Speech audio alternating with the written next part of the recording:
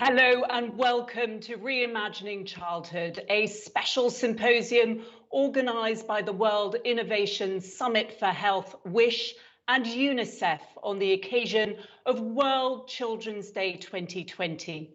I'm Louisa Baldini in the UK, and along with Rawa'a Auger in Doha, I'll be your guide for what promises to be a day filled with insightful and interactive discussions and presentations.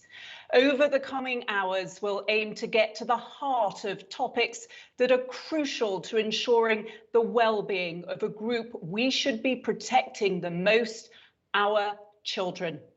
We'll be hearing from children too, and we'll be keeping children's rights at the heart of everything across the day.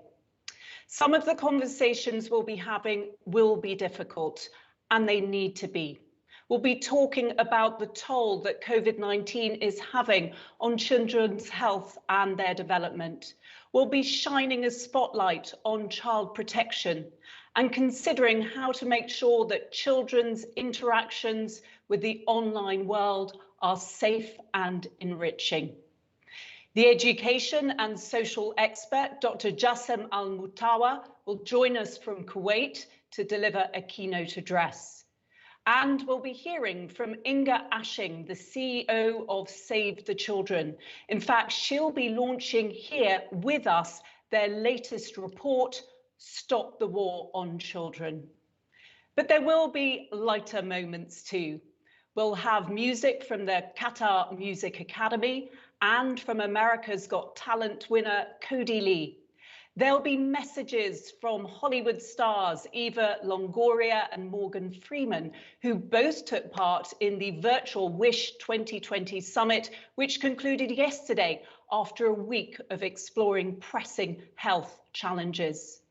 Plus, there'll be demonstrations of just how innovative kids can be when they're given the chance to focus their imagination on coming up with ideas to keep us all safe and healthy. And I think you'll be surprised at just how insightful they can be. That's all to come.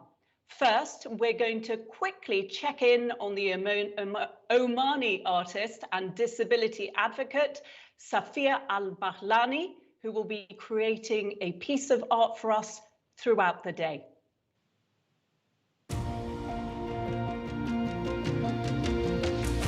My name is Safia Al-Bahlani. I am an Omani artist, and I am honored being here with you today on this wonderful event and a day to celebrate children around the world. Let me take you on a small journey of my gift to all the children around the world.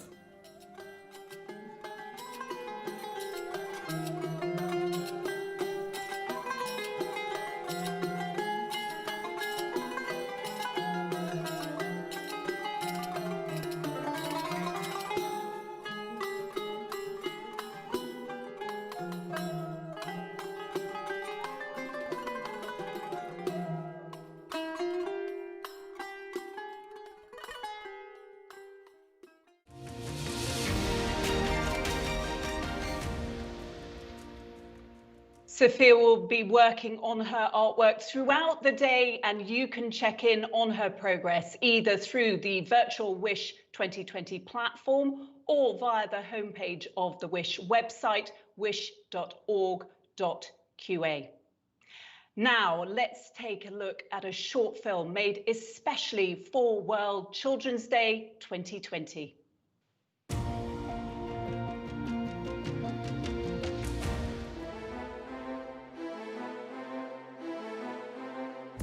Outside our window, the world is suffering.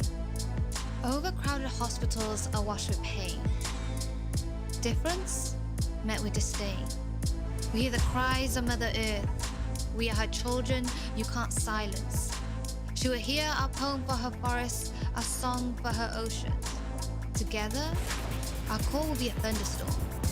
We are never too young nor too small. Racism, discrimination, inequality, let's end them all. Masked, but not muted. Me and you. Together we'll reimagine the world, because this is our way. This is our planet. This is our day. A kid is just a kid, they say.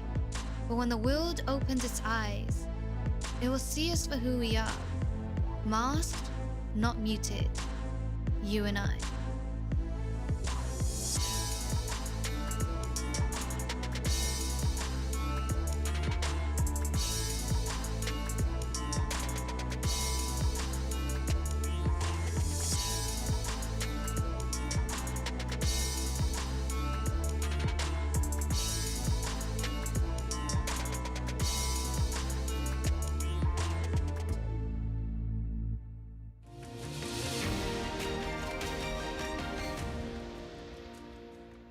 A reminder there of why we're gathering virtually today. Now, before our first session, let's hear from Her Excellency Sheikha Hind bint Hamad Al Thani, Vice Chairperson and CEO of Qatar Foundation, and from Henrietta Fore, the Executive Director of UNICEF, with their messages for today.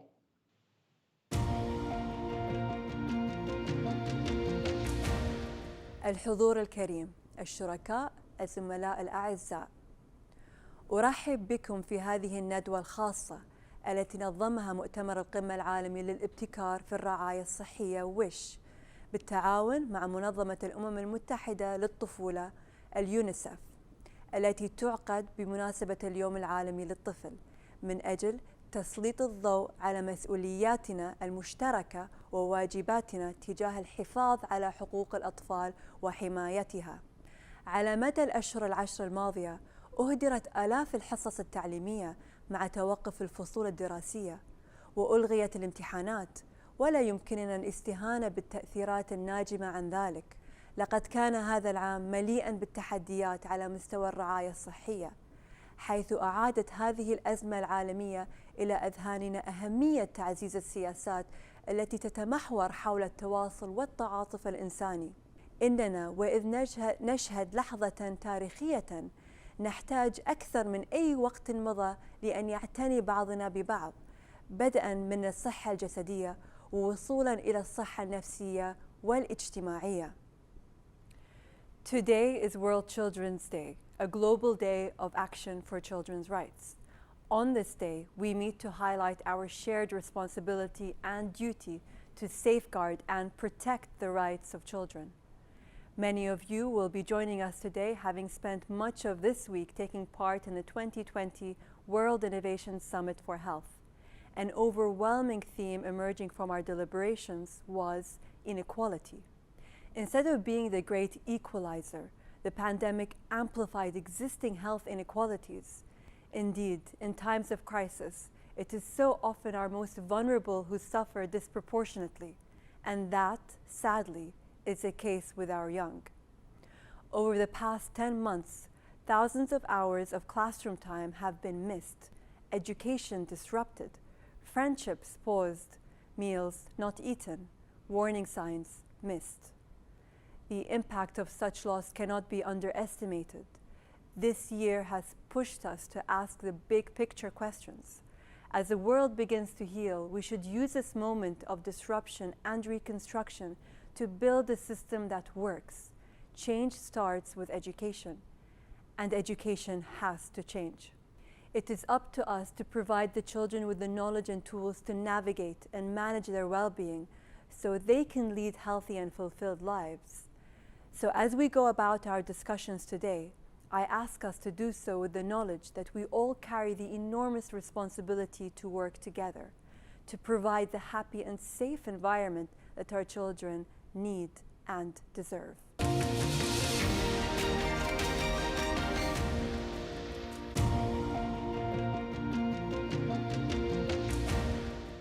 Her Highness Sheikha Moza bint Nasser, Her Excellency Sheikha Hind bint Hamad Al Thani, honored guests, ladies and gentlemen, to all of our friends and partners in Qatar, happy World Children's Day. Today we celebrate children everywhere, and we celebrate partnerships that are improving and saving their lives around the world.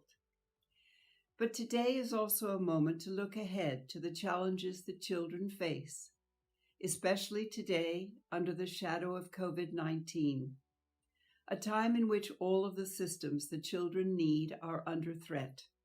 Health, education, water and sanitation, nutrition, and protection, which is what I would like to focus on today.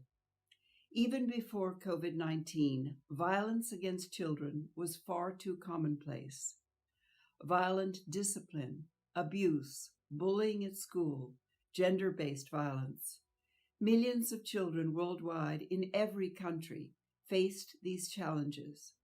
And now the pandemic is increasing the risk.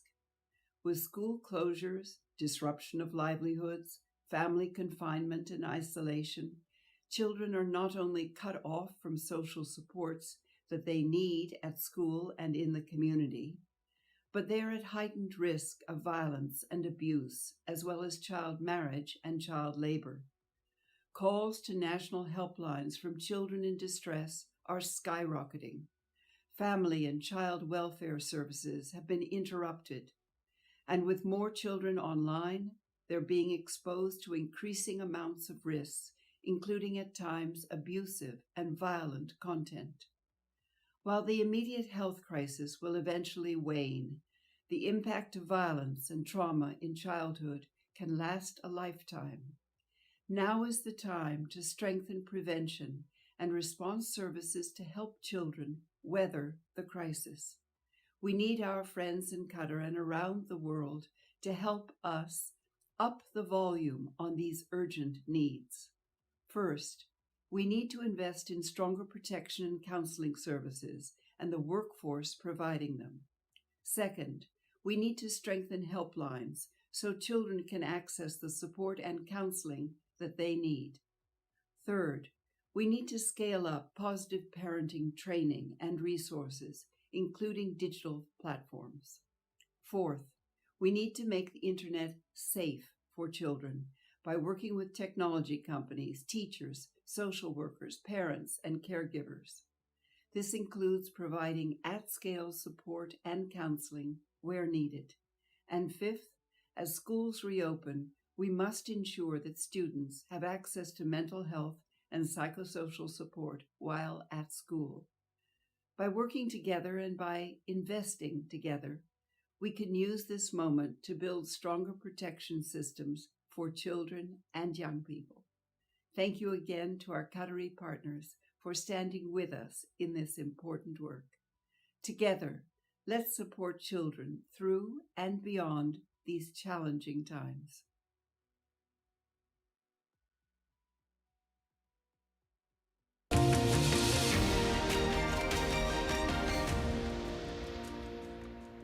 Thank you to Henrietta Fore, and before that to Her Excellency Sheikha Hind. Thank you for your messages. Right, we're going to shortly take a 15-minute break when you'll be able to explore the Innovation Hub, but please do join me after that for our first panel of the day, Child and Adolescent Health During COVID-19, Protecting Vulnerable Children. I'll see you in 15 minutes.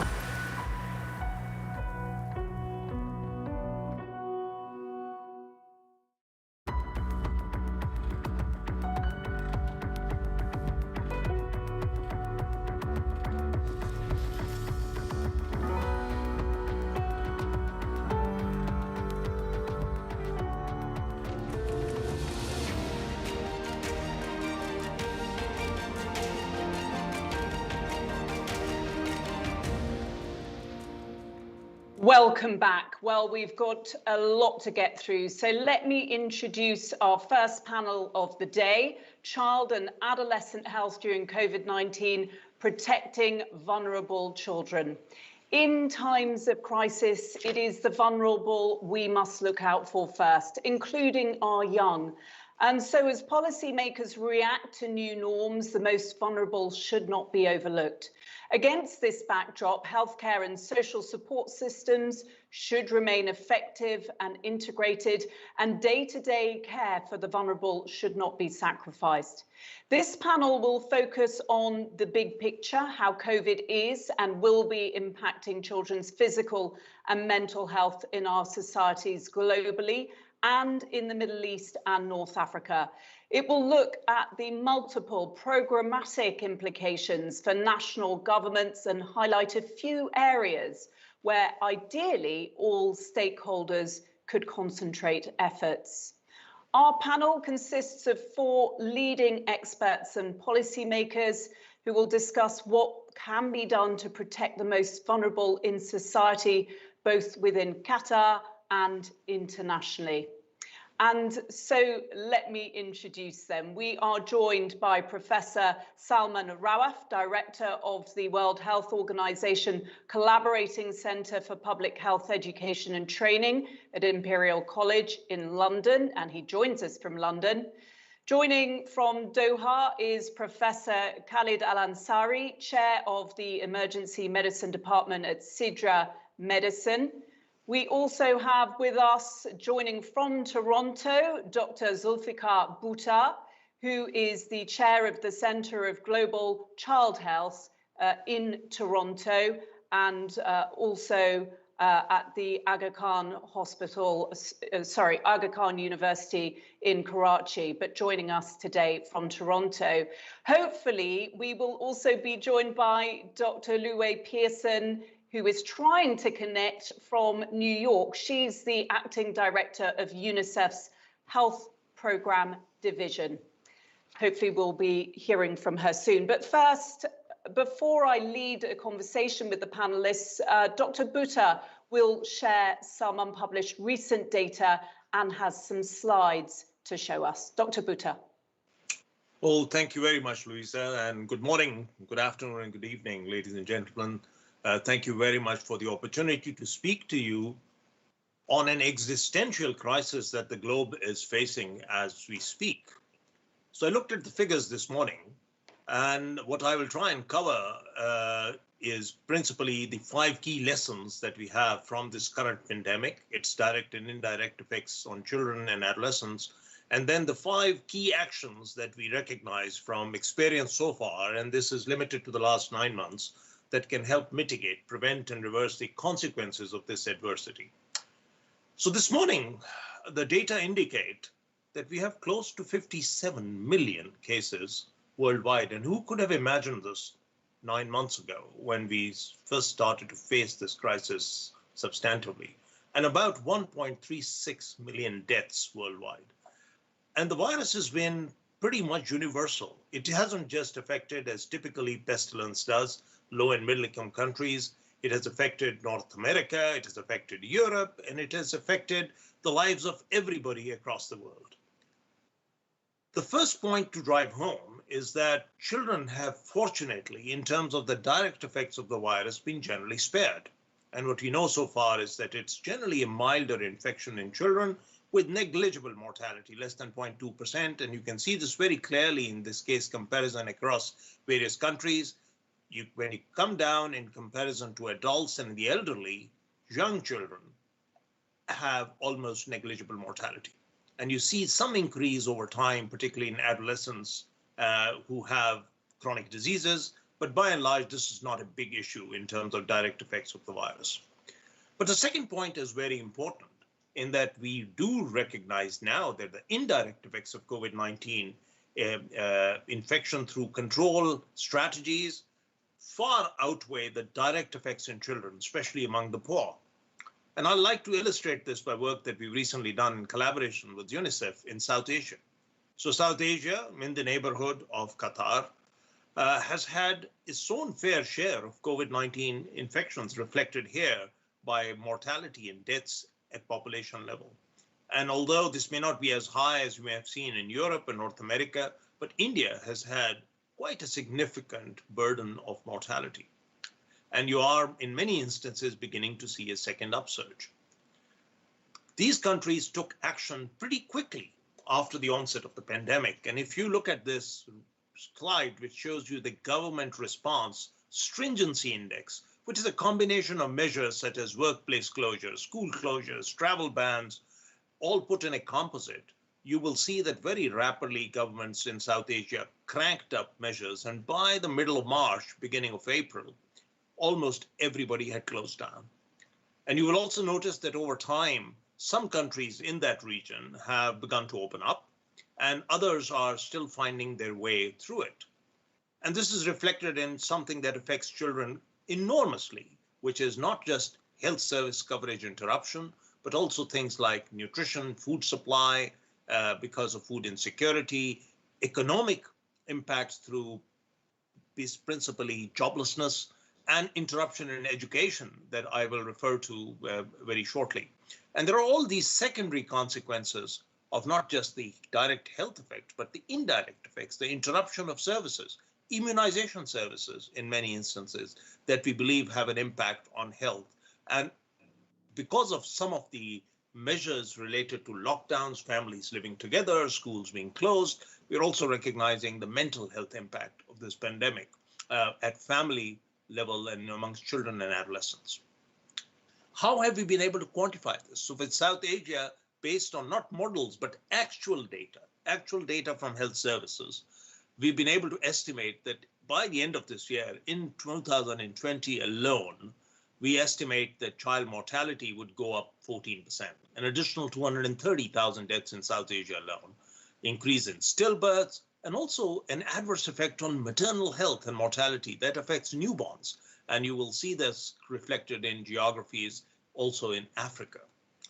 But additional indirect effects that we do not quite measure in terms of impact on mental health, domestic abuse, gender-based violence, we are seeing reports, and our estimation indicates that this is substantively increasing in parts of the world like South Asia, where populations have been impacted by these stringent control measures. The third point that I do want to drive home, and this is also related to the two papers in relevance to the WISH summit that have been published in the BMJ this week. Some of these consequences of these early stressors or toxic stress can really be long-term. In our paper, Chuck Nelson and us, we look at how this early sensitive period in child development, where children are looking at language development, attachment, many of their developmental functions, an interruption in this or a stressful exposure in this can have impacts that go way beyond just childhood. They can have long-term effects through epigenetic influences, neurodevelopmental disruption, and reprogramming of stress and immune regulatory systems in terms of outcomes that can impact cognition, disease prevalence, psychopathology, and also social problems that many recognize from early childhood ill experiences. I talked about school interruptions, and as we speak, the region is, both in South Asia and in Africa, significantly impacted by closures of school in many places. Yesterday, New York just finished all of its schooling that had restarted. Some of this, in terms of its impact on children, can be enormous. What is the figure that we're looking at? In South Asia, we have over 400 million school-age children who've been out of school since March, and about a third can never be reached by remote learning because they just do not have that bandwidth or that access. And this loss in early educational attainment and learning time and acquisition of skills is also compounded by close to around 9 million children that we believe will actually drop out of school completely. And if you look at their long-term consequences, that runs into billions of dollars. The fourth point relates to inequities and gender disparities and the impact of COVID-19. And we were particularly interested in looking at what is the impact on girls, especially girls who drop out of school. And they are disproportionately affected Because when young adolescent girls drop out of school, the usual pathway for them is early marriage. And we estimate that there would be close to around 400,000 excess adolescent pregnancies in the region. And if you look at this quantification of effect, this is a busy slide, but you can see it's distributed across all of these countries that we looked at through adolescent pregnancies, excess maternal ill health as a result of these adolescent pregnancies, newborn deaths, low birth weight, etc. And the lifetime consequences of this in terms of its economic cost can be huge. The final fifth point that I'd like to drive home relates to the region that we look at, with the Middle East or North Africa, Sub-Saharan Africa. These consequences that I've just spoken to you about are much worse and long-term for children and families in conflict settings or in displaced populations. So if you just look at a subset of countries today, which are regarded as the most dangerous places for children in conflict zones, I've already spoken about Afghanistan, but you will see many of these are in the geographies where we do not necessarily have good information on COVID. For example, in many countries in Africa, it looks as if COVID burden does not exist because there isn't the same level of testing or recognition. Somalia is a real example. Yemen is a real example. But the problem is there, and it's compounded by these early exposures and early stresses which already exist. We also have to recognize that displaced people, refugees, about 40% of all the world's displaced people are children. In our second paper that's just come out in the BMJ, looking at these long-term effects of conflict and toxic exposure to displaced populations, we look at a number of areas that are impacted by this early trauma, early financial insecurity, poverty, ill health conditions and disruptions in services, and social isolation and displacement. All of this, as I've already mentioned, not only has adult consequences in terms of long-term adverse outcomes, but can have intergenerational effects, which can be recognized for several generations to come, as has been the experience from conflict elsewhere. So on the surface, this may look like a doom and gloom scenario, but friends, the reality is that the world and many of the people who have been talking about this for the last 9-10 months rose up to the challenge, and there are some very refreshing examples of how people have worked to reverse and to mitigate some of these secondary indirect effects. So what has worked, and what has worked potentially that can be taken up to scale? So first is, there has been an enormous upsurge in social safety nets and cash transfers. And these have been at scale, have targeted women, and they have begun to impact some of the positive responses that can protect children in vulnerable families. In my own country of origin, in Pakistan alone, the government launched one of the largest social safety nets through a program that specifically targets women. Lots of examples of this happening elsewhere as well. Early nurturing care and support for young children is something that we all stand behind. And this has also been tested in terms of responses through strategies that have healthcare workers reaching out to people when they could not come to facilities.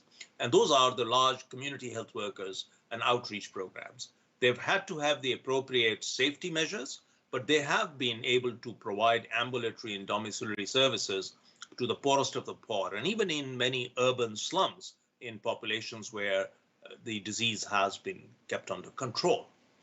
We have some very interesting pilots from non-governmental organizations and small-scale implementation of mental and reproductive health support strategies, especially for adolescents. And these are very interesting in terms of their ability to provide support when support services don't exist because of closures. And finally, I think the greatest example of success that we can see is that despite the fact that immunizations were interrupted quite significantly, that we have been able to build back immunization coverage pretty rapidly through both routine services as well as mini campaigns. And if my friend, Dr. Louis Pearson, is able to join, she will speak a little bit more about it. But I can quickly give you one example of my own geography, which is, the province of Sindh, where you can see a interruption in the lockdown and quite a significant reduction during the period where vaccinators just could not work. But when it was rebuilt and rehabilitated, you can see that people just did not bounce back to where they were before, that in many instances, supervisory work went over and above what was required. So there is a clear opportunity to rebuild and build back better and to achieve higher rates of coverage of immunizations in the wake of COVID-19. So I want to finish by just citing from one of the greatest sages that we have had, who knew about science, he knew about technology, he knew about what needs to happen. And what Einstein said was, in the midst of every crisis lies great opportunity. And I hope that some of this conversation today will help us realize the enormous opportunity we have to protect and support the most vulnerable and the poorest of the poor in our midst. Thank you very much for your attention, and I look forward to the conversation. Dr. Bhutta, thank you very much indeed. And a very quick question to you off the back of that before I open up to the panelists. And what stood out for me was the fact that you say that there are still gaps in the overall picture. So we don't really have a clear picture, do we? Well, we have a reasonable picture, I would say. I mean, clearly, the level of testing, just given the cost of testing, cannot be the same worldwide. No country can afford testing rates at the level that the United States has been able to implement, but countries have done reasonably well. So, except for some of the very remote populations, countries in the midst of conflict, where there are populations on the move, I think we have a reasonable picture of at least COVID-related mortality. As Professor Rawaf will tell you, it's very difficult to hide deaths. And if there is excess mortality, generally one is able to get it, particularly in populations where deaths have to have a burial or a cremation. So we do recognize that the burden of ill effects of COVID have not been distributed equally worldwide, and that many low-income countries in Africa and South Asia have not seen the same level of adverse effects. But we have to recognize that in terms of incidence data and information related to confirmed cases on PCR, we just don't have the same level of testing worldwide. Okay, thank you. Well, we've heard there then from Dr. Bhutta the big picture. And now to you both, Professor Rawaf and Dr. Al-Ansari, I want to ask, based on your experiences and the evidence that you're seeing in your roles, what aspect of COVID do you think has really had the most impact on vulnerable children and adolescents? And I know that there are lots of different issues and it's really difficult to pinpoint one thing, but as a headline, for example, to get us started in this debate, what do you think has been the biggest impact? Well, thank you very much, and thank you for the opportunity. I thank Professor Bhutta for excellent presentation. He summarized the whole things in such a crispy way. I think the biggest problem is that with this pandemic, we were not prepared.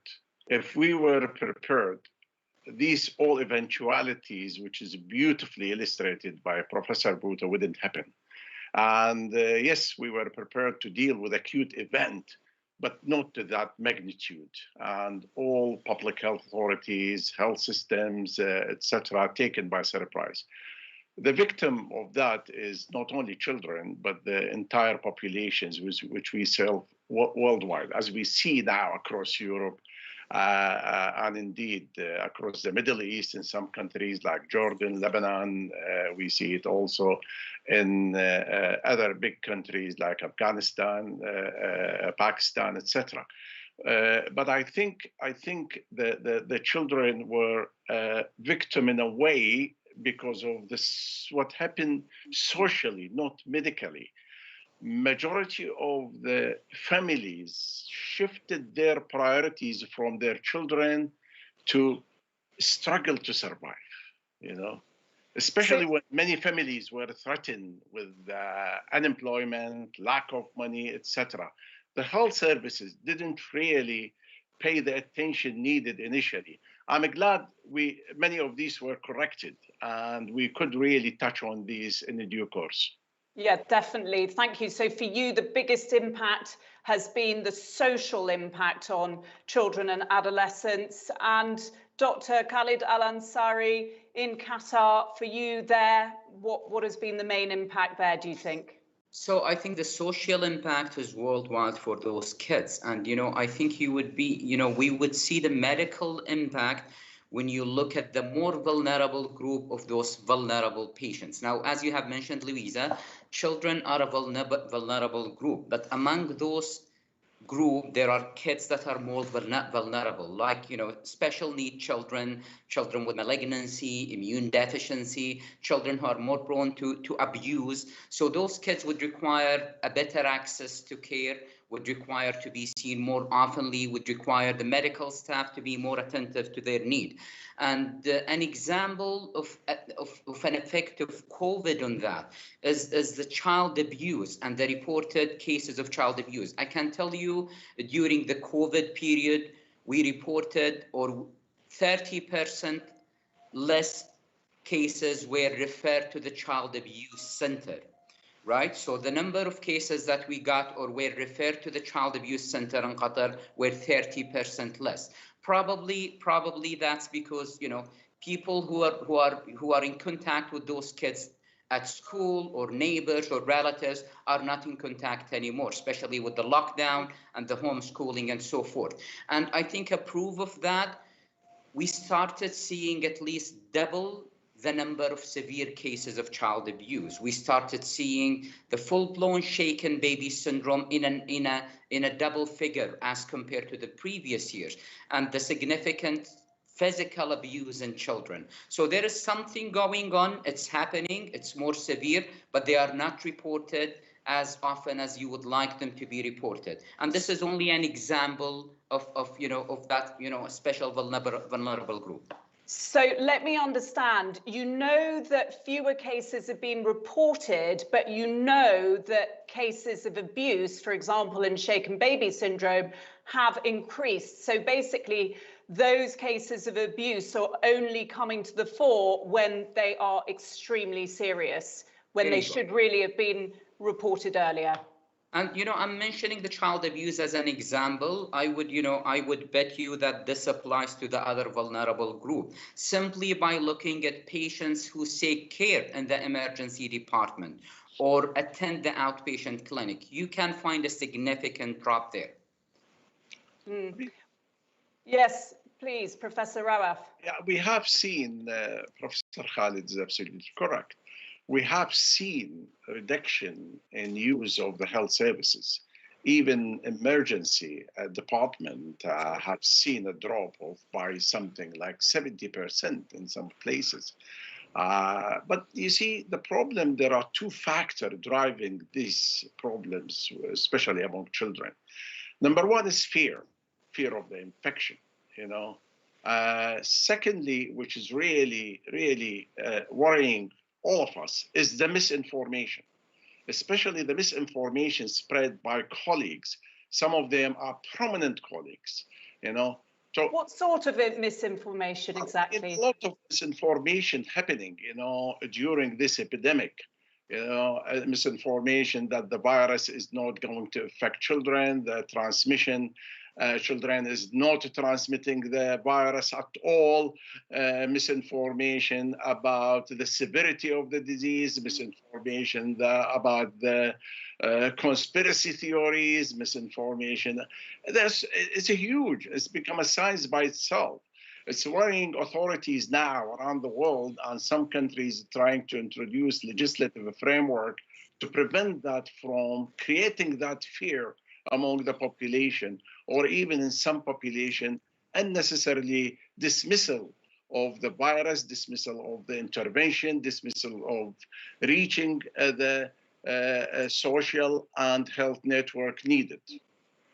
So you think misinformation has really been a problem as well. But I also wanted to ask you about how people have adapted much of life, whether business, social, some services also have adapted well to the shift online and to the virtual world. But when it comes to child protection and health services, has that also been a problem in detecting cases of vulnerable children? We have adapted well. If you look at the health services within, we published a paper or two on this issue, within such a short period of time, doctors manage, within especially primary care, to revert to virtual consultation.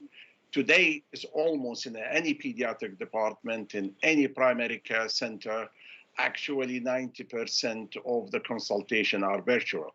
But for children, this is not enough. Children love to be seen, you know. We love to see them. I cannot discover whether a child is suffering from physical abuse, for example. I cannot look at the child and all his family environment in a virtual setting, because sometimes the virtual setting is quite misleading, you know. It's nice to see them physically, and we encourage, and if you look at United Kingdom and some of the Arab countries, we encourage primary care to go back to some sort of normality in terms of providing the essential services, giving support to the children, at the same time protecting anyone from getting unnecessarily transmission of the virus.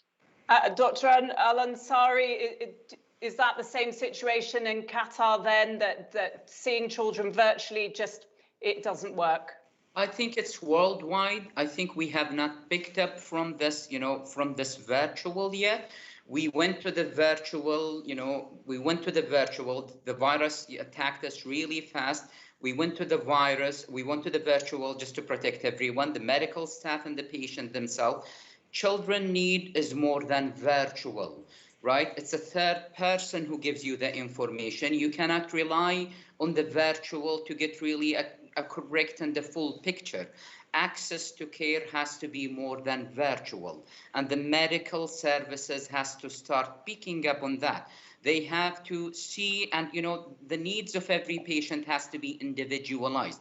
We need to decide when virtual is okay, or we need to get the patients to the service to look at him, or maybe refer the patient to home care, or pay the patient a visit by medical staff. This is not a normal situation, so I think we need to come up with ways to improve access of care to those patients and their families. Yeah, and of course, when children aren't going to school, when they're not playing in the neighborhood, for example, then there aren't those other voices, the teachers, the neighbors, those in the community who can raise any issues as well. I think that we have been joined now by Dr. Louay Pearson from New York. So once I can make contact with her. Yes, you are there, Dr. Pearson. Thank you so much for joining us. I'll be coming to you shortly, but just another question quickly to Dr. Khalid Al-Ansari. What about the challenges raised by other forms of technology, for example, social media when it comes to children? Social media has been a bliss probably to parents that has helped them engage their kids during the difficult time. Most parents are stressed psychologically, many of them financially, many of them have lost their job. And keeping your child engaged at home is something great. Now, we have to remember that kids do homeschooling, that has increased the burden to parents. But attention to what kind of material your kids get into and the social media, and what kind of, and the monitoring that you still have to do during that time. Social media can be very disruptive and damaging if there is no enough control to whatever your kids get into. I think there has been more violation of private information, confidential information. There has been, some more addiction to social media from kids' side. And we will probably start seeing the mental, psychological, and physical long-term effect of social media and net probably soon with this COVID, especially if it, since it's expected to continue for a year or two more.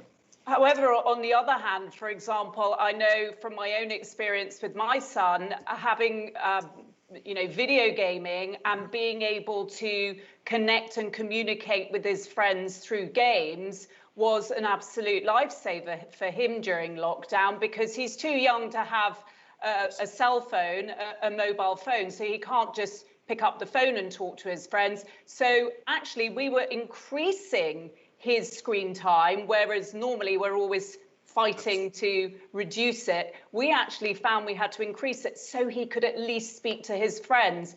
And, so technology can be positive as well, can't it? Yeah.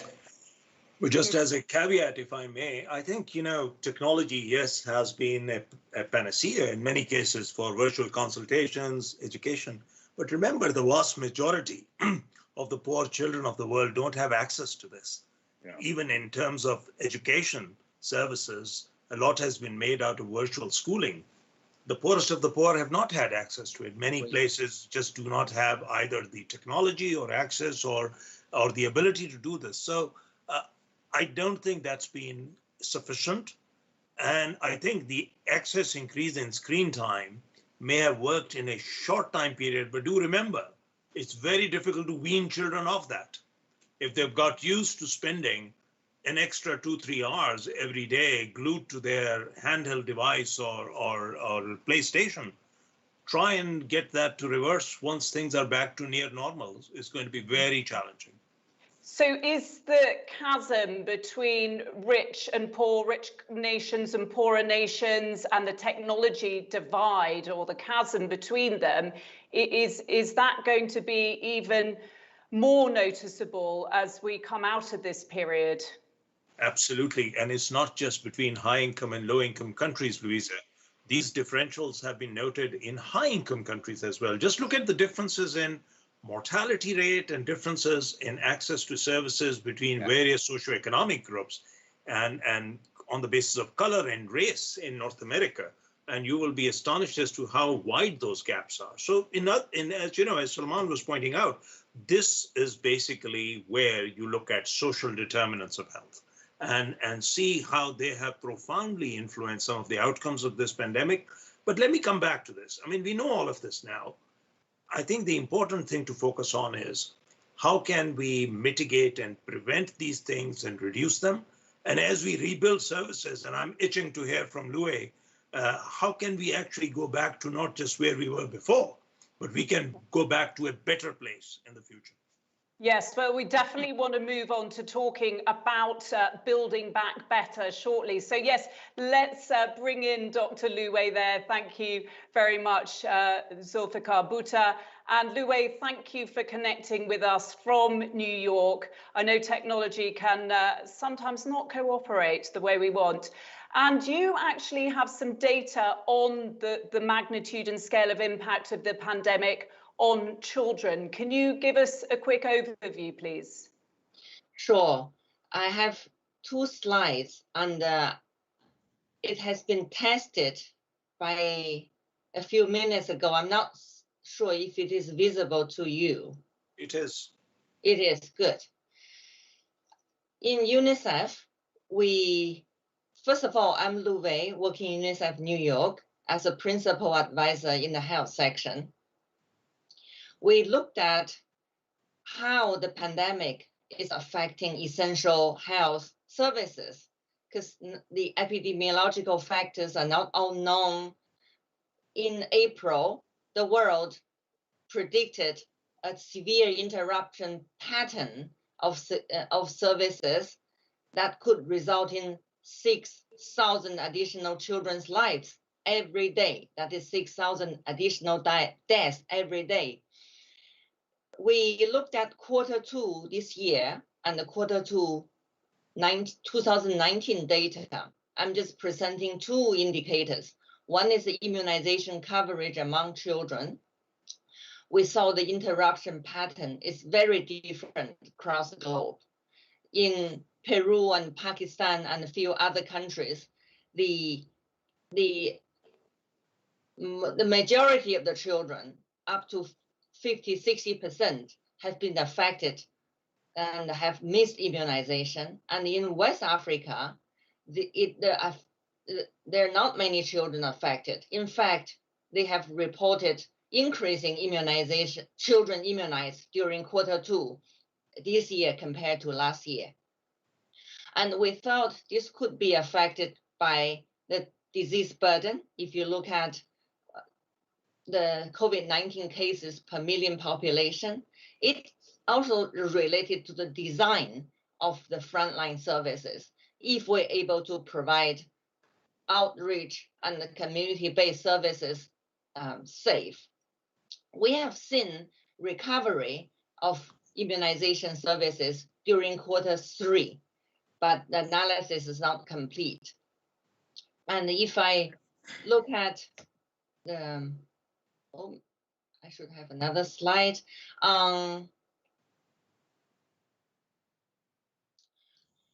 Do we have another slide for Dr. Pearson? It is only, I can just speak to it on the skilled birth attendant. The pattern is quite similar. Again, it's quite different across the world, but the notion is the missed skilled birth services. Once a woman has delivered at home, once a baby is born with complications not to be managed, these are opportunities lost forever. So for UNICEF, we are watching several important things. The first is the best interest of children. While we control the pandemic, are we able to offer are we able to look after the best interests of children in terms of schooling, in terms of safe space, and in terms of essential services? We're watching finance and the budget. Is money being moved away from COVID-19 to essential services, from essential services? That is really critical, because we can save lives from COVID-19, but we can lose lives from other reasons. And the last thing to say from UNICEF, we want to be the safe guardian for the interests of children. We are sure that many things in the world are political choices that the politicians need to make for the best interest of children. Thank you. Yeah, and Zulfikar Bhutto was talking earlier before you joined us about the indirect effects that have really impacted on children. For example, stringency measures. Do you think that the response to the pandemic globally then failed to take into consideration what's in children's best interests, or do you think it was too knee-jerk reaction?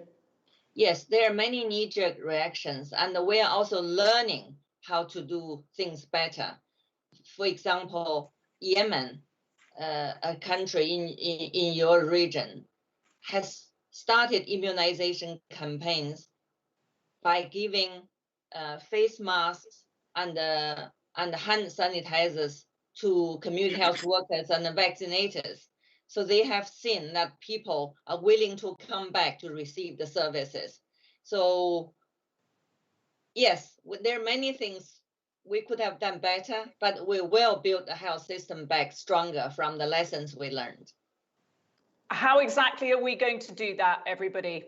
Have any of you got the thoughts as to how we build back better? Professor Rawaf, you raise your hand there. We just need your microphone on, please, sir. Salman, you're muted. Let us first of all get rid of what is called pandemic fatigue.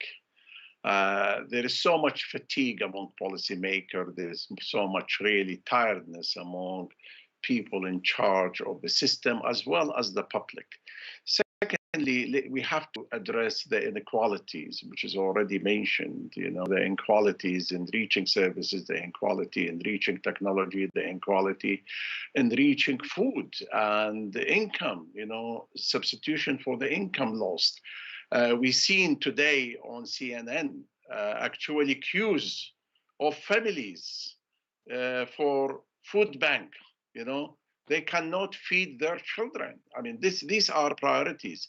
Yes, we are now much better versed with the pandemic. Yes, we put much more precise public health measure, depending on precise epidemiological data and projection. We are by far much better as far as this. But the social aspect, the wider determinant, we are not yet giving it the priority it deserves. And I think honestly, policymakers need to move in that direction. The health side could be managed, and I think we are well prepared for it, whether public health authorities or indeed health services are doing extremely well in managing services admitted to the hospital. But that social aspect need to be addressed, and the issues of inequality need to be addressed. Thank you. Dr. Buttar? So I completely concur, and I think this pandemic gives us an enormous opportunity and reason to focus on what we signed up in 2015 as the Sustainable Development Goals. The Sustainable Development Goals that all the countries of the world signed up to in 2015, benchmarking where we want to go by 2030, were totally geared towards eliminating some of these underlying social determinants and differentials in health, as well as in other things like access, education, poverty, etc. If you look at the genesis of this global pandemic, even though we do not have enough knowledge, the fact is that its impact in many different populations has been directly reflective of social disparities within those populations.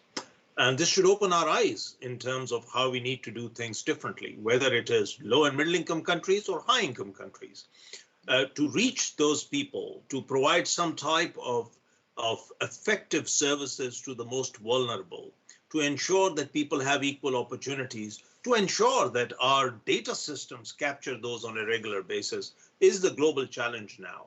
And I think we are all beginning to recognize that this pandemic also opens our eyes to how vulnerable we are as a single planet to things that happen in the ecosystem. I mean, sooner or later, people will begin to wonder, how come we got such a virus coming out all of a sudden?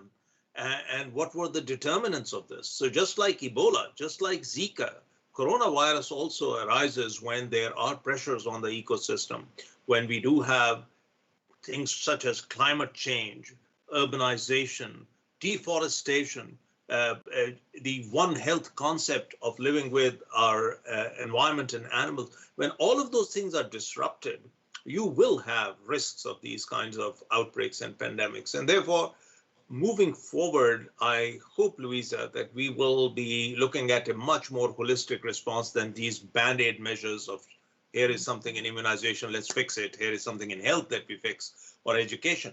I think this requires a level of global solidarity around addressing these social disparities.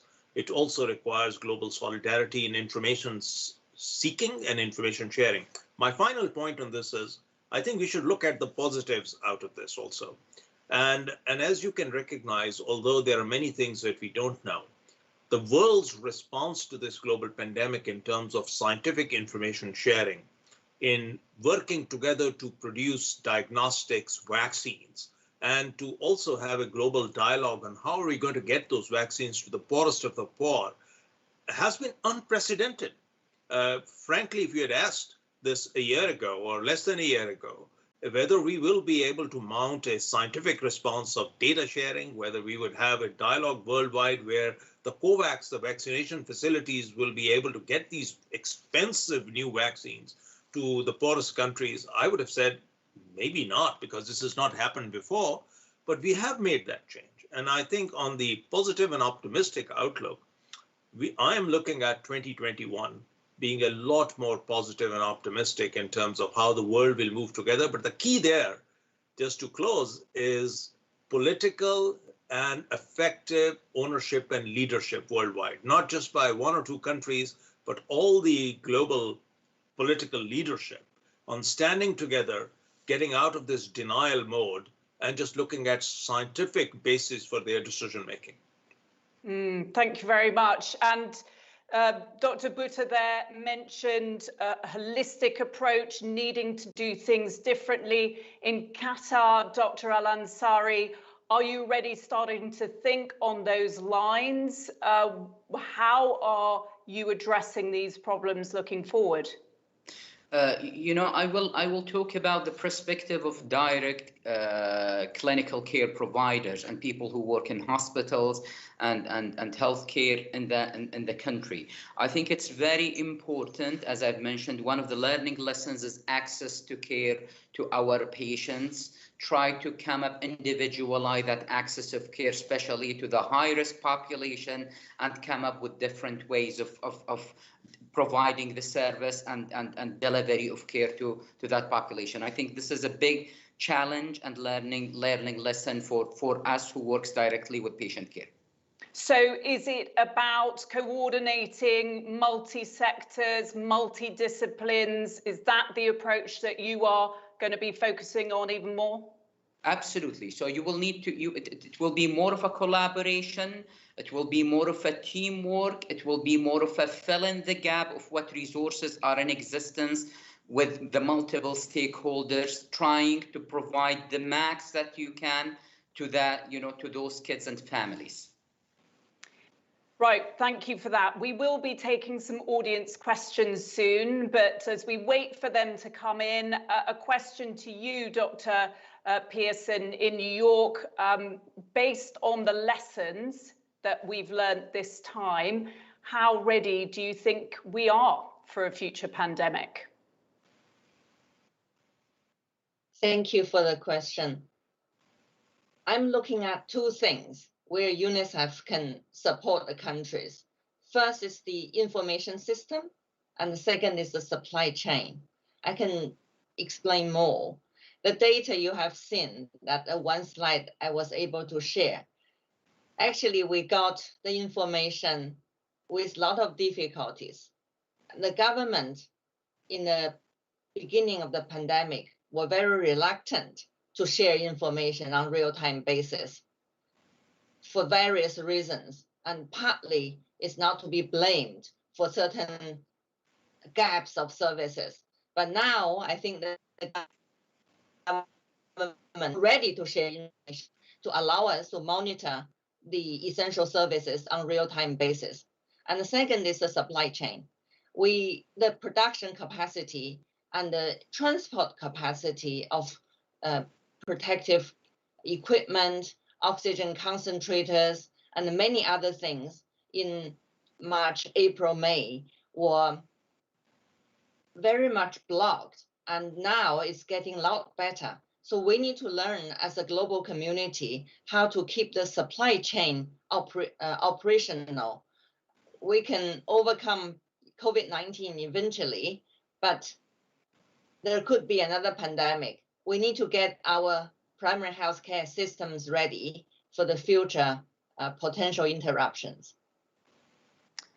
Thank you for that. Any other thoughts then on the same subject, and based on the lessons we've learned, how ready you think we are for future pandemics? I think we will be better equipped, and I really strongly believe that there will be more pandemic of similar nature, even more aggressive.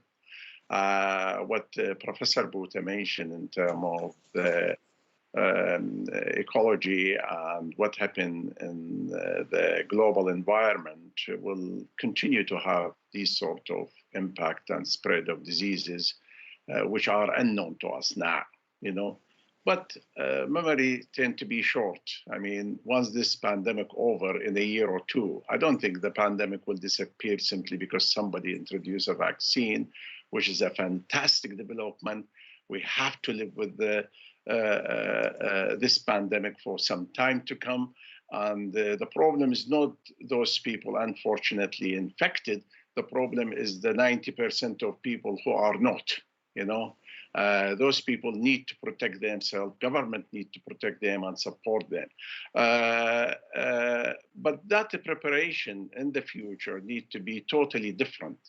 It's not only a new health system, which more resilience we need, a new public health, which required to be more active, more precise, but also the economy, the government, the scientific community, all they need to come together. They need to plan together. There is nothing in the future which is called public health planning, health service planning, economic planning, community. This is nonsense. And we have to bring all these elements together, and we put the issues on the table, because a pandemic of these natures are actually multi-dimensional, have multifaceted appearances, and it needs multi-dimensional approaches. Yes, indeed. Thank you very much for that, Professor Rawaf. We've got some questions coming in now, and Dr. Al-Ansari, I was asking you about what you think the approach is going to focus on even more in Qatar, and I've got one asking if you can tell us more about the Sidra Child Advocacy Programme at the hospital and what else needs to be done for vulnerable children in Qatar. If you could put your mic on, please, Dr. Al-Ansari. Thank you so much. Yeah. So the Child Advocacy Program has started around 4 years back, and it's a national program where in all cases of suspected child abuse are referred to and investigated for the possibility of child abuse, and then all the services, a multi-stakeholder and multidisciplinary service is provided to children who are disadvantaged with the child abuse or suspected to have child abuse. Okay, thank you very much for that. I hope that answers that question. And we were talking a lot about technology, about internet access for children. We've got a few questions on that, so if we could go back to that topic, please. What are the immediate recommendations for helping children without internet access? What happens to those children? Do they just get forgotten about? Their education stops? No, and I think the reality is many people were very aware of this before. So, for example, I can tell you that in Pakistan, the government started a television channel for education because they recognized that internet access bandwidth would be a big issue. And that's been running for several months now. In other instances, a much more mobile approach. See, one of the difficulties with all of this was that you could not get children together in a learning environment where they feed off each other, they work together, and that could not be substituted. And therefore, in some, particularly in displaced populations, refugee camp settings, there have been approaches which have tried to look at alternative forms of education using outreach workers. But by and large, there is no substitute to education through an alternative mechanism. And therefore, now that we have much better data on transmission, I think Salman was referring to that, there's a lot of myths about children being super spreaders, which is not necessarily the case. I mean, there is a gradient, of course. But I think the last thing we should do in any circumstance is really keep our schools closed. And as I showed you from South Asia, the policy response is also very variable. In the same region, in the same subcontinent, there are countries that have opened up their education systems. And there are others where children have just not been to school for the last 9-10 months. So we need to have a unified policy response. And our default position right now is that with the safe measures, with the appropriate mitigation, with hand sanitizers, with use of masks, children should go back to school now, because otherwise you run the risk of losing 1 year of education in certain children. And I've already spoken about those who would drop out altogether. And that 1 year for a very critical time period, let's say very young children, preschoolers and children between 3 and 5 years of age, can have huge consequences developmentally. So I think Loué will have some thoughts on this also. Yes, Loué, please do. Thank you. Professor Botha, that is exactly UNICEF's position, that schools should be the first ones to open up if a society decides to open up. We don't want to see restaurants and bars and cinemas open before school, right? And we need to get our priorities right.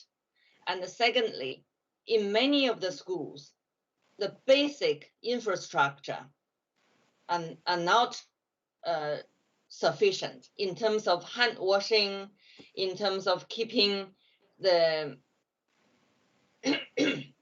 keeping children safe physically. And for example, the road, we're looking at the road before schools. Can we have better safe measures by better limit control? So COVID-19 has also given us the opportunity to build school better and safer, not just teaching, but the overall environment. And we think school is a very important place. What I personally learned in America in the past 5 years is how in every district, school is the center of everybody's life. Mm-hmm. People want to have the best schools for their children. And this is not the notion for the developing world. For the developing world, it's something else that is most important. Yeah. Dr. Pearson, thank you so much to all of you. We are running out of time. We just have a few minutes left.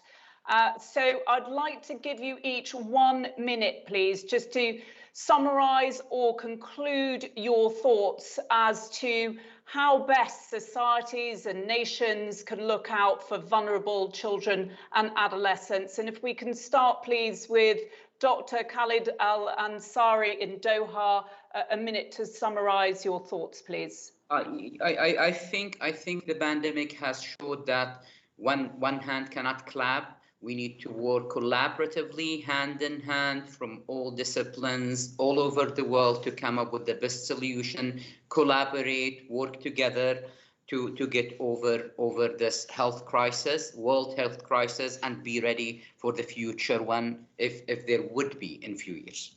Thank you so much. And Professor Rawaf? Well, thank you very much. I think our children are our priorities. We should really put that slogan. These are the priority which we should focus on. We should, as I said earlier, come all together to address the need of these children, healthy as well as vulnerable children. All children are the same, and all children must receive equal treatment and equal access to services, including education, school. And indeed, the pandemic reminds us how, even in the Western world and the very rich countries, how the schools are poorly designed and poorly equipped.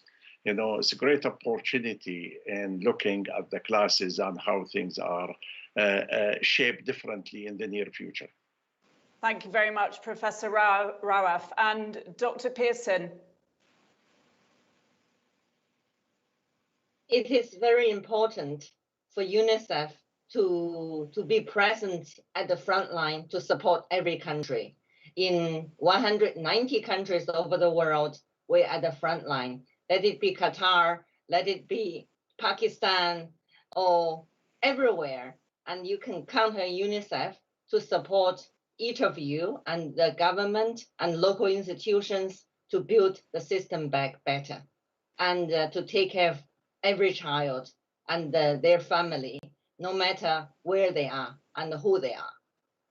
Thank you very much, Dr. Pearson. And Zulfikar Bhutta, please, your concluding thoughts. Well, thank you very much. This has been a fascinating panel, and I concur with most of the things that my valued colleagues have said. But I want to finish maybe by saying that we forgot the Birkenhead drill. And to those who know what that is, that's a long established tradition in maritime disasters of letting women and children off first, is protecting women and children first.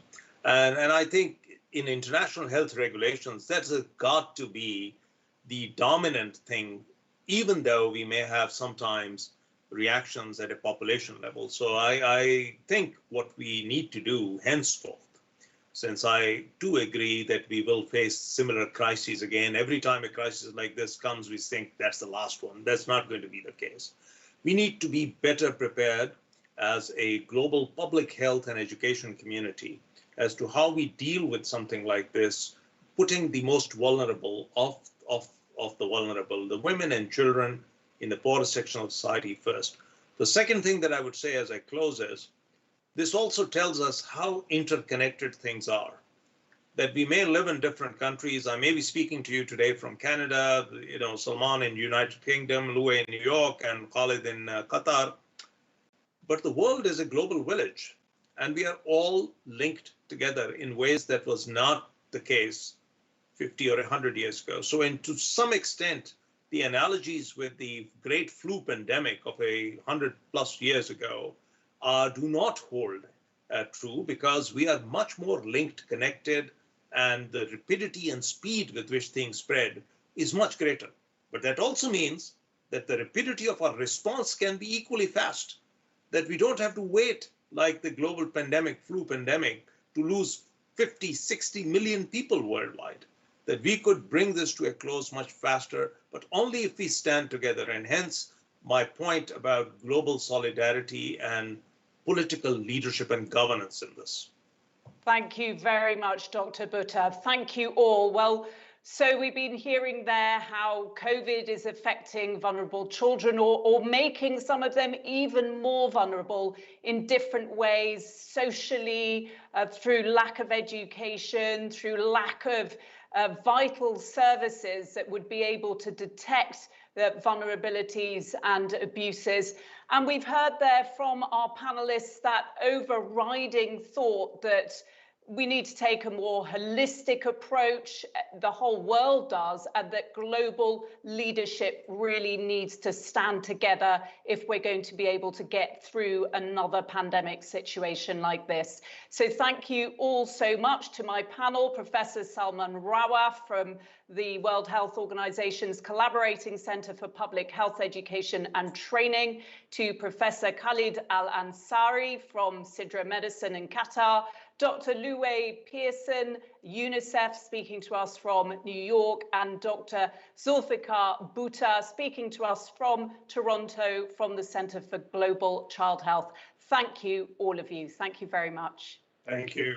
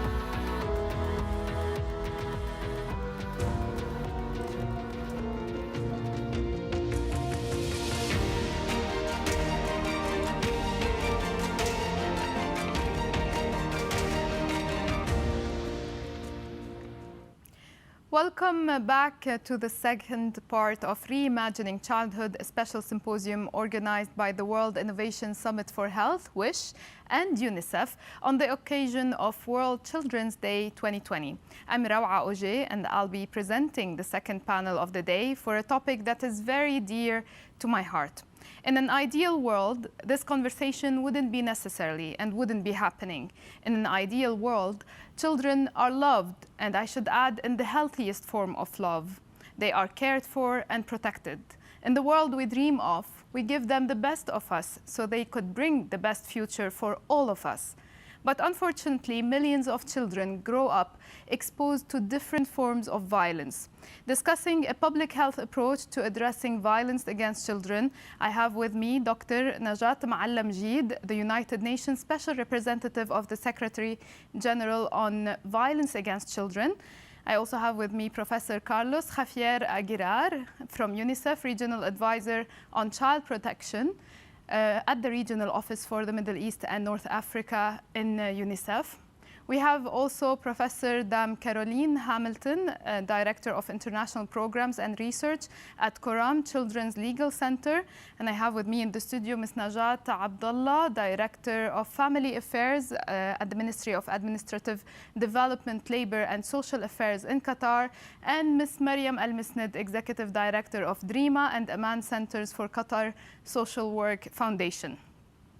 Feel free throughout the panel to send us your questions and to whom you would like to address it. We will try to make this conversation as interactive as possible. Then we will move to your Q&As. So make sure you send us your question as soon as it comes to your mind so it will be ready for the time we will ask it. We will start with the UNSRSG on violence against children. Ms. Maalem-Jeed, this year Children's Day comes with a message that we might be masked, but we won't be muted. What should we pay attention to this year? Yes, I would like, if you allow, to begin by thanking the organizer of the World Innovation Health Summit and UNICEF for arranging this day devoted to children at Summit and including this important session on the protection of children from violence. I am really delighted to join you.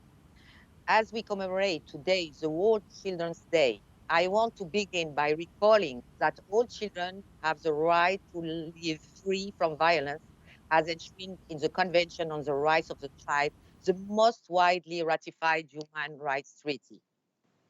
As you know, violence has a huge economic and human costs for society and hinders national development.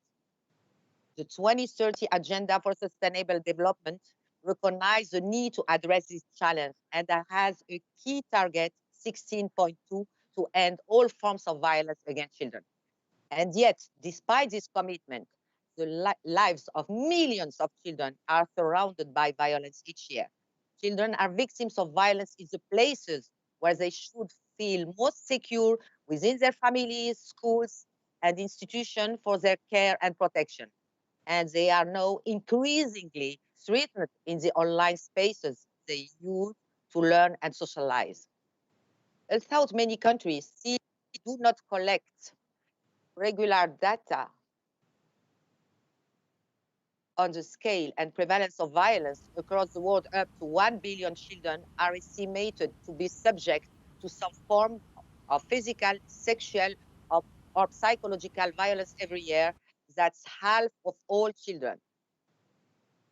There is a problem of sound, I think, because there is an echo. Any problem? We hear you very well. Thank you. According to the Global Status Report on Preventing Violence Against Children, jointly published by WHO, UNICEF, UNESCO, Global Partnership to End Violence Against Children, and my office 2020, nearly 3 in 4 children, or 300 million children aged from 2 to 4 years, regularly experience violent discipline by their caregivers. Approximately 1 in 4 children aged under 5 years live with a mother who is a victim of intimate partner violence. 1 in 5 women and 1 in 13 men report having been sexually abused as a child aged from 0 to 17 years. Globally, emotionally abuse prevalence is estimated to 363 per 1,000 children aged under 18 years, or just over 1 in every 3 children. According to UNESCO Behind the Number report launched in 2019, bullying, including cyberbullying, is widespread throughout the world, affecting more than 1 in 3 students between 13 and 15 years of age.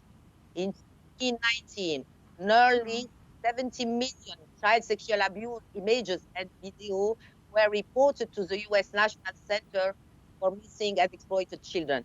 That represents an increase of more than 50% in the previous year.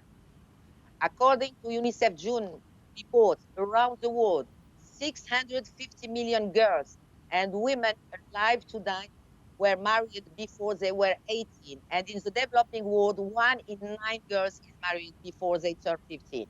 Yet, even this number do not give a full global picture and are likely to be an underestimation of the magnitude of the problem, as reporting and monitoring systems are weak and challenges exist in data collection in many parts of the world.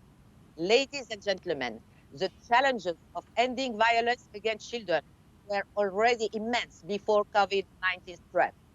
The direct impact of the pandemic, as well as mitigation measures taken, are putting us even further behind. The unprecedented global crisis due to the pandemic worsened already worrying situation for the most vulnerable children. What began as a health crisis risks evolving into a broader child rights crisis, in the words of the United Nations Secretary General. This pandemic and its mitigation measure have increased the risk of children to experiencing or being exposed to violence at home due to school closure, confinement, restriction, disrupting provision of already limited child protection services, added family stresses related to job isolation, and anxiety over health and finances. 1.8 billion children live in 104 countries where violence prevention and response services have been disrupted. In addition, widespread digitalization and increased unsupervised online internet use has magnified issues around sexual exploitation and cyberbullying. Children who are already vulnerable, including the poor, minorities, indigenous, refugees, migrants, children living on the streets, internally displaced children, disabled children, children deprived of family care and deprived of liberty, children living in conflict-affected areas are more at risk to be victims of violence and exploitation.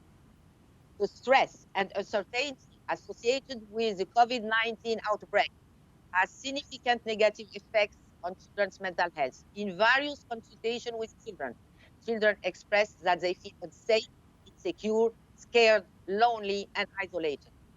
In addition, the mid and longer term socioeconomic crisis caused by the pandemic will increase child poverty. Less than a year, the COVID-19 pandemic has had a devastating impact on the global economy, triggering the deepest global recession in decades, including estimates of up to 150 million people being pushed into extreme poverty by 2021, affecting mainly women and children. As poverty is a main driver, the risks of child marriage, child labor, child sexual exploitation, and child trafficking are all increases, as is child enrollment in criminal armed violent extremist groups. Ladies and gentlemen, as a pediatrician myself, I know the harms that violence and stress can cause to children's physical, mental, and mental development at any stage of their life cycle, be it in early childhood, infancy, or during adolescence. Violence against children has lifelong impact on health and well-being of children, families, communities, and society. Children exposed to violence are more likely to drop out of school, have difficulty finding and keeping a job, and are at heightened risk for later victimization and or perpetration of interpersonal and self-directed violence, setting up a vicious cycle of intergenerational transmission of violence. Ladies and gentlemen, children's protection from violence is gaining increasingly recognition on international, regional, and national agendas, leading to the development of national plans, legal reforms. But many challenges remain. Global Status report on preventing violence against children found that laws against violence affecting children are widely enacted but often inadequately enforced. Many countries have some mechanisms to support national violence prevention work, but few have plans that are fully funded and include measurable targets. The report found also that 89% of countries allocate responsibility to multiple sectors for addressing violence against children, with the education, health, justice, and social sectors most often mentioned. And 80% of countries reported having at least one national action plan to prevent violence against children. These promising findings contrast with the fact that just 1/5 of countries reported that their national action plans are fully funded, and despite most countries having some nationally representative prevalence data, just 21% reported that they have in place quantitative baseline and target indicator by which to monitor the effects of their efforts. Ladies and gentlemen, there is a strong need to act together, better and faster, through an effective and efficient child rights centered cross and multi-sectoral approach.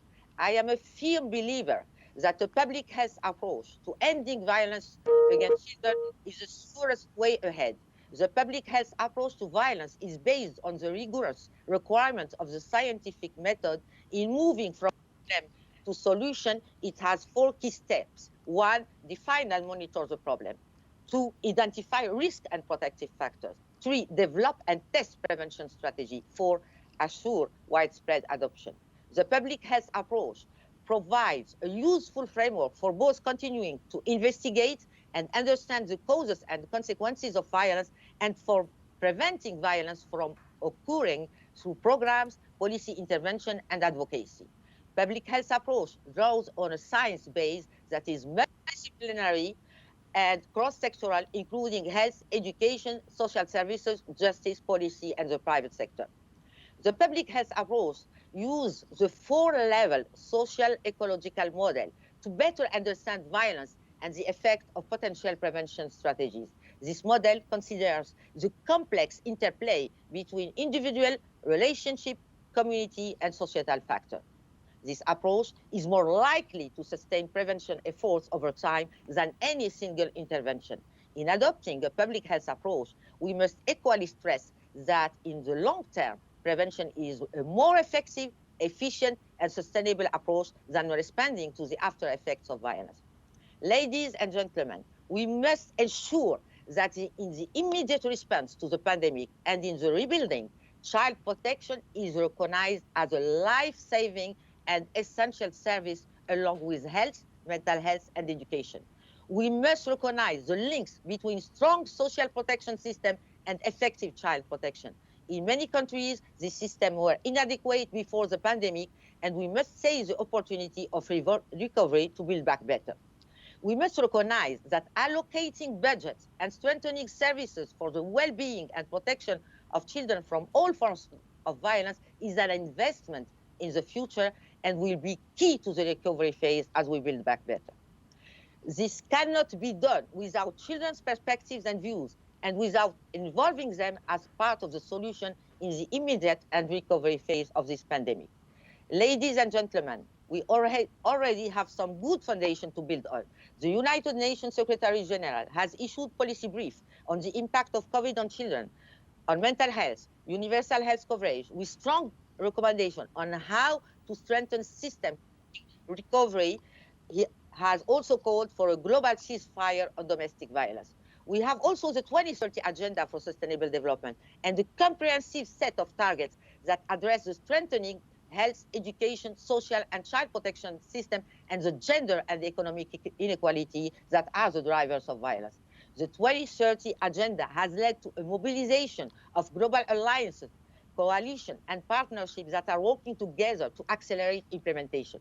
We must ensure that the financial resources being mobilized to support recovery are also directed towards the health, education, social protection, and child protection services that are essential elements to ending violence against children. Ladies and gentlemen, today we commemorate the World Children's Rights Day. It is an opportunity to say for a strong mobilization of all key stakeholders, including children themselves at global, regional, and national levels, to keep the promise of the 2030 Agenda to end the pandemic of violence against children, leaving no one behind. Thank you so much.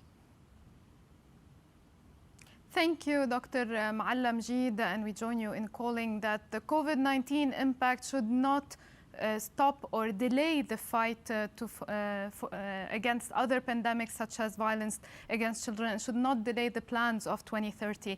Dear panelists, as we have heard from the SRSG, the data on this globally is still staggering despite all the advances made around the world in medicine, human rights, laws, social welfare. So why is this pandemic still persisting in our homes, schools, communities and societies? And in the information age, what is different about the violence children are experiencing in our societies? I will start with you, Professor Hamilton. What's your take on the matter? Thank you very much.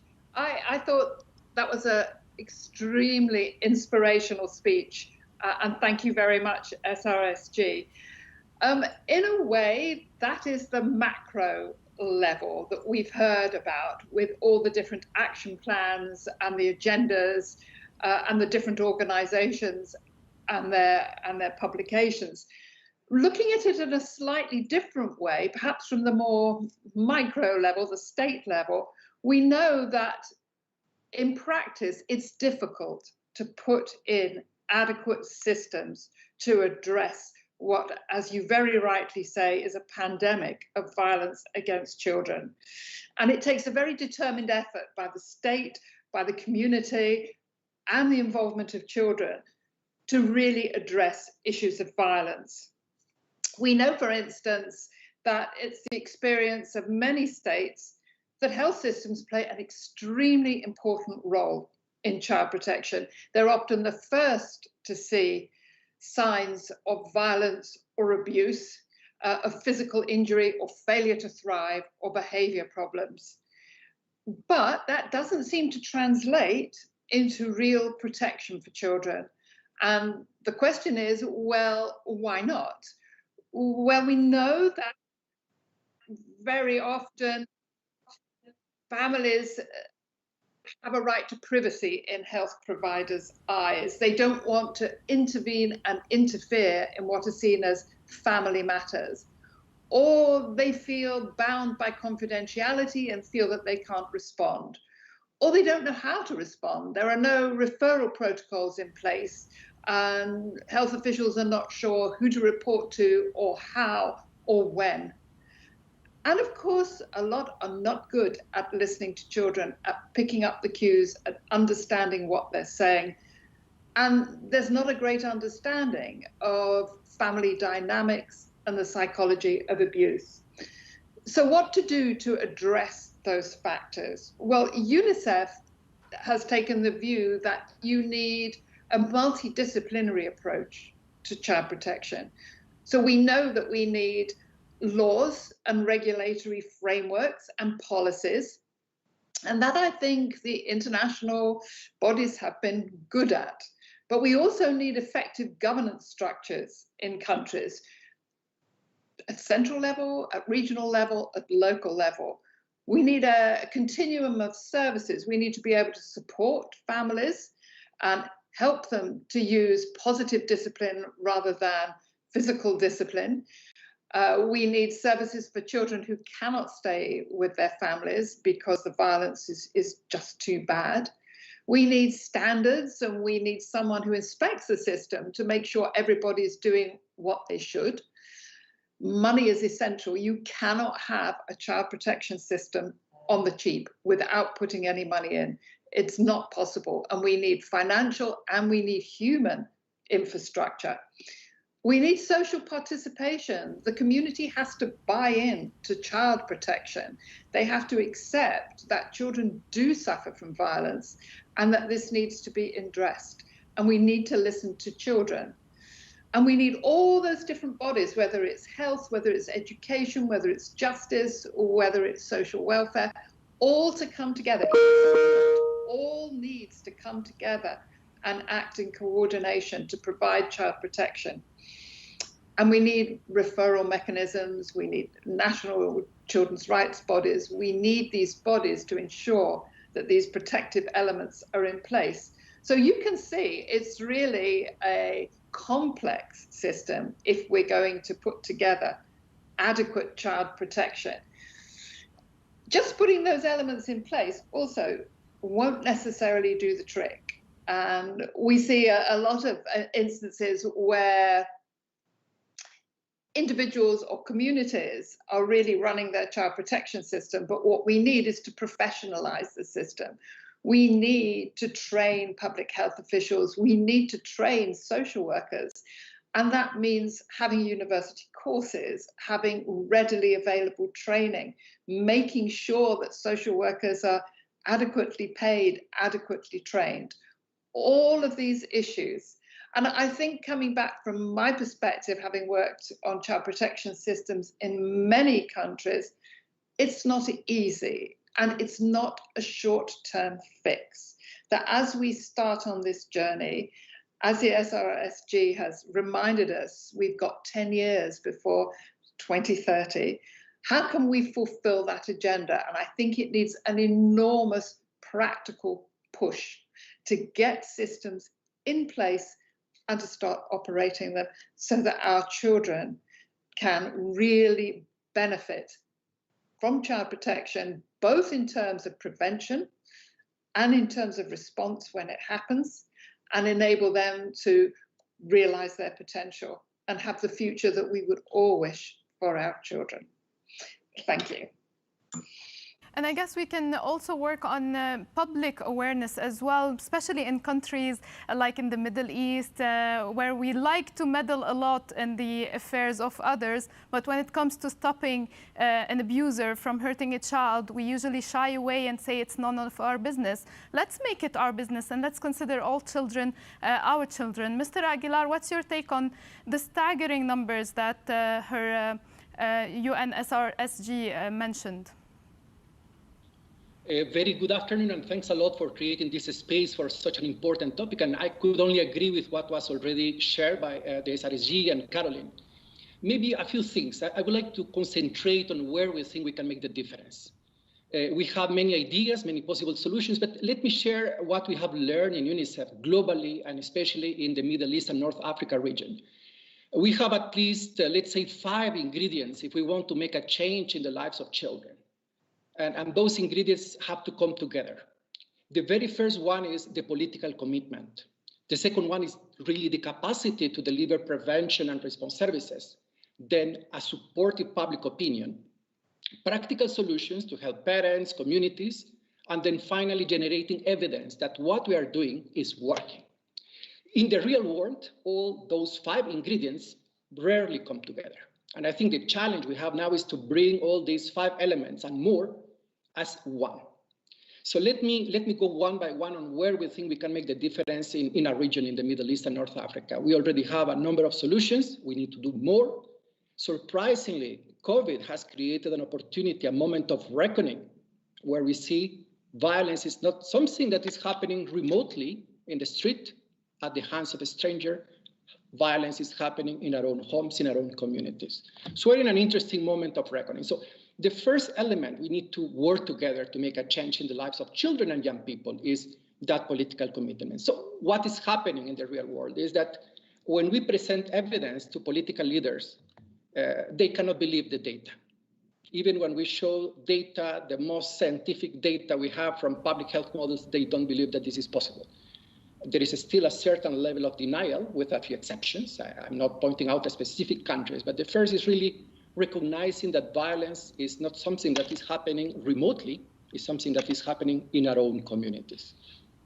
What we observe as something critical here is that there is not yet a recognition that preventing and responding to violence against children is part of that moral minimum package that every child deserves. So protecting children is not as important currently as education, primary education, and health. So it's not competing priorities, it's priorities that need to come together. What we observe surprisingly is that when political commitment starts, is when the public opinion, the civil society, religious leaders are pushing our political leaders to do something. Maybe it's not the most effective way, but in real terms, we need to be aware that political commitment is not as scientific as we want to be. It is based on how the public opinion can generate a change and to say violence is unacceptable. The second one is the real capacity to deliver preventive and responsive services. So what does it mean? In a region and globally, there has been an overemphasis on legislation, which is important. It's very important to have good laws. But legislation alone won't be a solution. What we need is to make legislation implementable. And Caroline already mentioned what does it entail. You can have the most beautiful legislation, the most perfect piece of law in the world. If you do not have social workers to respond to the needs of children, if teachers in schools do not want to contribute to keeping children safe, if parent behaviors do not change, it doesn't contribute to any significant change. What is important here then is really whenever we think legislation is about changing behaviors and making services available. This is about budgets, this is about costing, this is about really the capacity to deliver and the leadership of public institutions to do that. Without collective action, there will be no solution. Then, very important as well is that many times, as you already mentioned, is the public opinion sometimes is endorsing violence as something normal and educative. And this needs to change. What we have learned in the very hard way is that very expensive and multi-year public campaigns are not enough.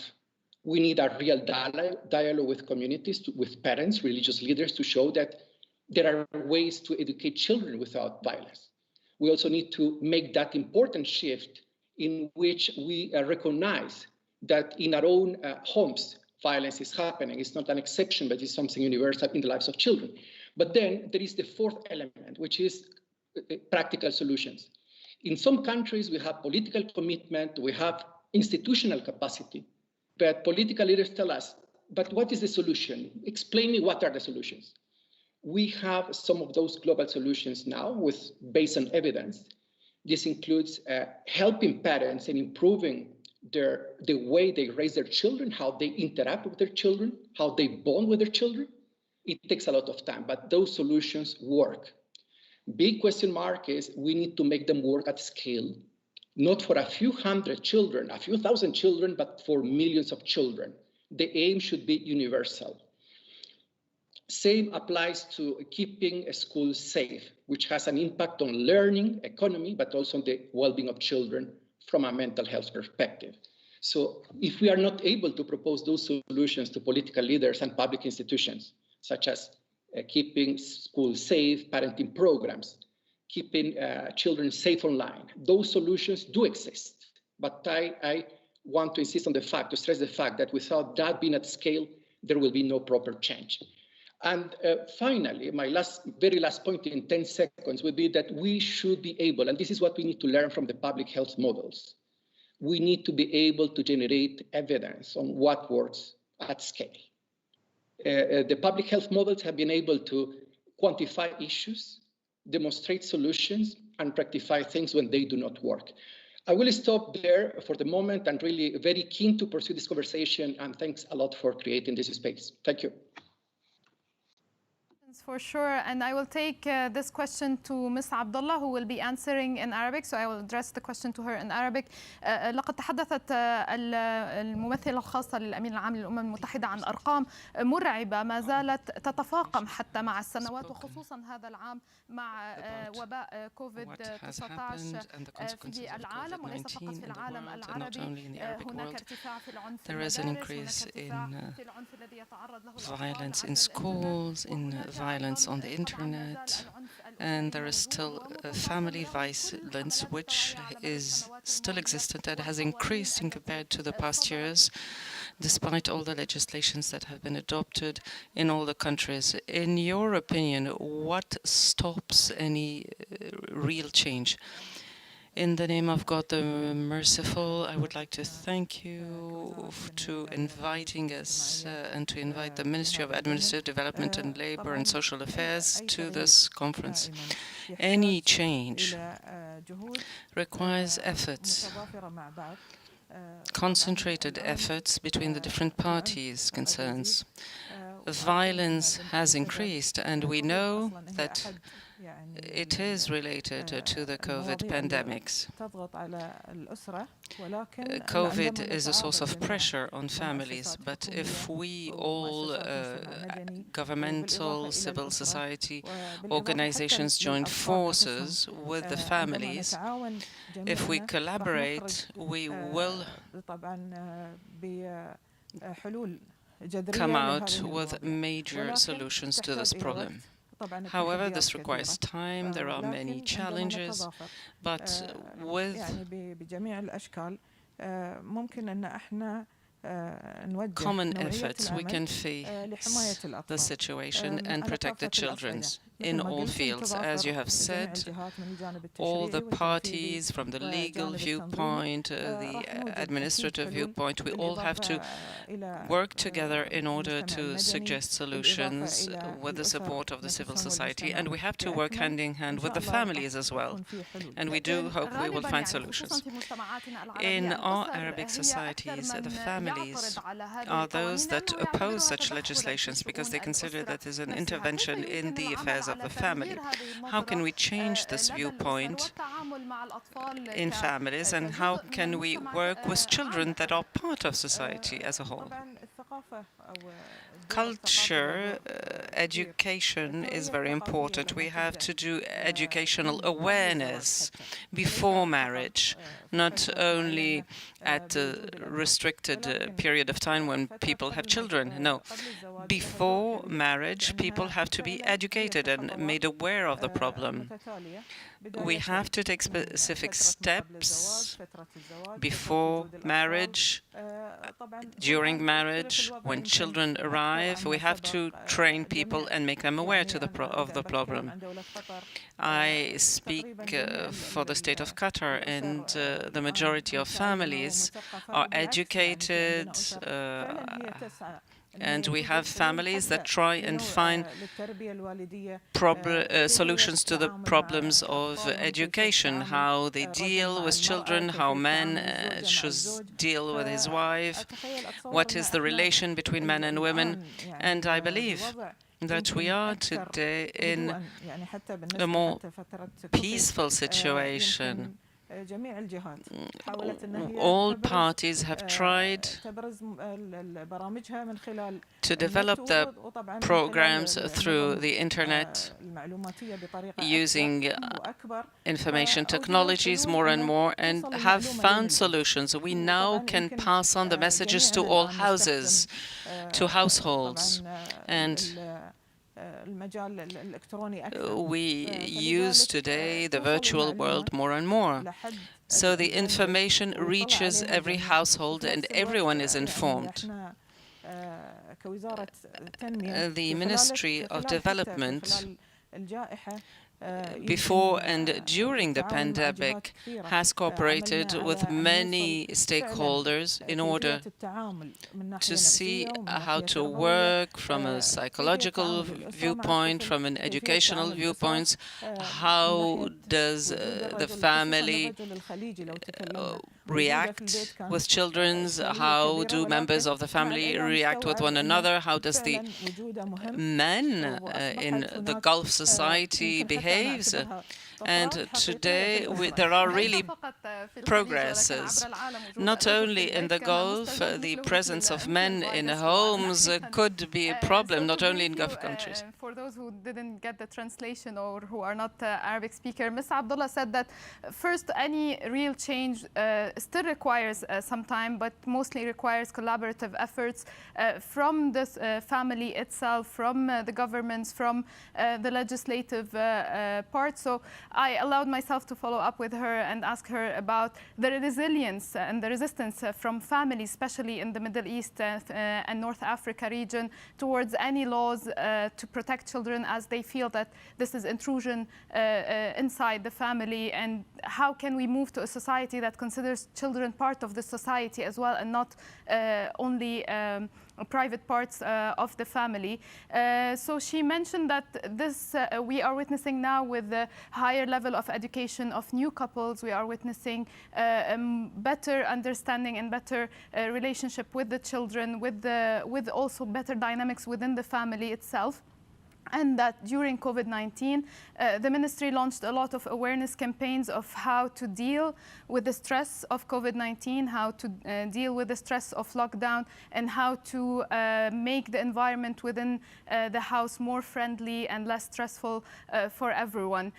Ms. Al-Musnad, this takes me to you. You're working in DREAMA, also the association that helps children and that protects children within Qatar.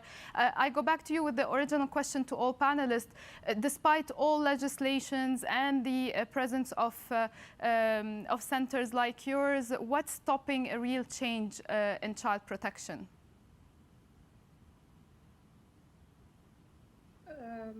For a start, thank you for inviting me today, and good evening for the people who are in Qatar, and good morning for those who are around the world. If we speak about the child protection in Qatar, let's say, as an example, since we're working here in Qatar, all the things that my colleagues just mentioned, having a national strategy or having the system sorted, or the protocols, having the needful fund there to establish the system, I think all of these things are very important. But let's give an example of having a qualified hospital with all the equipment that everyone needs, but not knowing about it or not trusting the system or this hospital.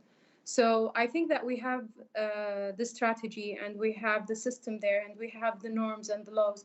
But no matter how much effort that we put into these things, unless the children and the families trust us and they can come up and speak up about their problems, regardless of the social stigma. I'm not saying that we don't have social stigma. We do have social stigma around this topic, especially in the Gulf and in Qatar. Families tend to be scared to talk about it. Even the children are scared to speak up and say that, yes, we've been like going on under violence, or we're being abused. I think it's not something easy to talk about, but not talking about it will not make it go away. So I think that we should focus on raising awareness, advocacy programs that will help changing the mindset of the society. And then we can work together to improve also parallelly on the system that we have. This is my humble opinion from practicing child protection within the Aman Center. Question going to you, Ms. Al-Musnad. As a practitioner and frontline organization, what do you see being done to strengthen child protection in Qatar? Actually, having the Ministry of Social Affairs here working all the time on providing better understanding on the law and the policies that we have here in Qatar is a very important key success factor. Also, having Aman Center out there, reaching out to people, telling them that we're here, having a hotline that helps women and children 24/7, with all the facilities and all the let's say the resources that we have is a very important success factor, as I said. Keep going on and building on this. I think that, as I just mentioned, that raising awareness is very important on what we have. So I'm not sure if this answers your question, because actually the voice goes and comes back. So if you can just tell me if this is what you asked me for. The question. I'll go to Dr. Maalla Mjid. Where has most progress been made to be positive? It is a very difficult question, because we highlight that we need all the key actors involved together. I think, very frankly, you have good positive examples. You know, if you took a kind of pilot project, when you have wonderful things that are going on, when you see the Ministry of Justice legislation, a national policy with budget, you know, having a big program regarding raising awareness, empowerment of population, working within education, within health, within social affairs, justice, law enforcement. The main problem, and in many, many countries, even in the developed countries, the big problem is that they are not enough scaled up. They are not also based on sustainable approach. And the main problem is really regarding the fact that we don't monitor very well the impact of that. Why? Because you have the problem of information. And as highlighted by Carlos in the beginning, you know, regarding also currently, we were just within my office reviewing all the voluntary national reports and seeing how countries are reporting on, you know, the SDGs, and you have many SDGs that are related to violence. You have few numbers regarding, you know, violence. You have more about the responses than violence. It is really due to one, the denial in some points, because some countries doesn't want to have huge number because it seems that it's not good.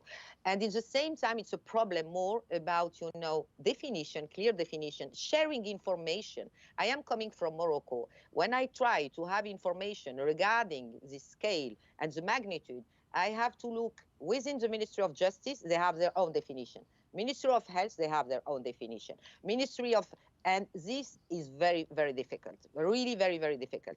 And also because it's still underreported. We have few child-sensitive and complaint mechanisms. And as was highlighted also by Miriam, the problem is also how children can trust in law enforcement agency. And it's not a primary reflex to go to the police station and tell I was, and also because of social perception and behavior, not only among, you know, families and communities, but also among those who are delivering services, judges, law enforcement agencies, and we need to change that. This is, and it takes time. It's not only a public awareness raising campaign, it has to be really for a long time. I want also to tell the countries where we saw, it's when they have this kind of multi-platform services, one kind of one-stop services that are not only based in the capital, but based at local level. This is very important. And you have all these services, social, protection, education, justice, parenting, and so on, you know, in one platform. It could be held in the hospital, it could be put in one NGO, it could be put, the location is not important. The standardized approach is very important.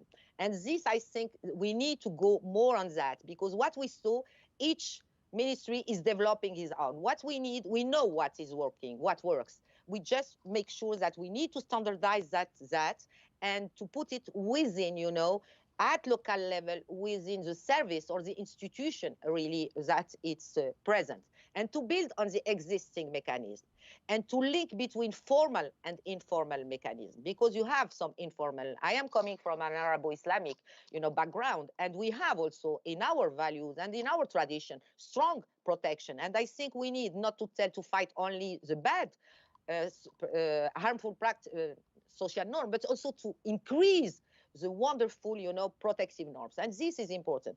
And it's very sensitive because, violence against children is really very linked to violence against women. And this is also important to work on these gender stereotypes and so on. And I just want to come back to one point that was highlighted by, if I remember well, Najat, because she has the same name than me, who is the director of family. I think the main point is also to make sure that it's not only the Ministry of Social Affairs who is dealing with that. This is a big problem worldwide, because Ministry of Social Affairs in many countries, even in mine, is dealing with all the problems. And I think really it's important when we are speaking about child protection, it has to be really a national, commitment within the top level, This is important. The Ministry of Social Affairs has to coordinate it, to work on it, sure, because we need to involve Ministry of Justice, Ministry of Education, all the ministries, and Ministry of Finance, because this is important. Another good positive, experience you have in some countries, they did cost effectiveness of investing in child protection / social protection. And for example, the most recent one is Iceland, who did it very well and really showing, and previously many countries did it. I think we need to show that by investing in child protection within this approach really is very important. We will have a return on investment, and it will impact, the economic growth and human growth. And I think one point, if you allow me, that is very important. We are not experts. I am speaking for me. Children are experts because they know better than us, and we need to listen to them. It doesn't mean only an exhibit show. It's really to make sure participating in the process. And it doesn't mean that we are, having this fight in many countries, even in mine, that when you are allowing children to express, to provide information, to be involved in implementing, and I had no time to highlight it during my presentation, but before and during the COVID, the number of child-led initiatives, even in the Arabic countries, are increasing. They are doing peer-to-peer initiative, raising awareness, informing, providing peer-to-peer support. And I think it's really important to see them as an actors really of positive change. And it doesn't mean that family is going to lose its power. This is very important by building dialogue, and also positive discipline by empowering families and communities. It's really important. We cannot end violence against children only by tackling, children who are victims or at risk. We need to build a safe, nurturing, empowering, and protective environment. And it means working within the community, working at grassroots level, working with families. And another point I think that we need, if you want to push more, we have many champions in the United States, and to make sure that they are owning the process, because it's not only speaking. I think it's really important to highlight this good initiative and to tell it's possible, because we have the evidence base to tell it. Over to you. On the contrary, like you mentioned, it's not breaking the family. On the contrary, it's strengthening the bonds between family members. I interviewed recently an abuser who now his children don't talk to him, and he just wishes that someone intervened differently when he was beating his own children, because he would love to have a relationship with them. So definitely it's saving the family, saving the whole structure of family by having a proper intervention, good intervention.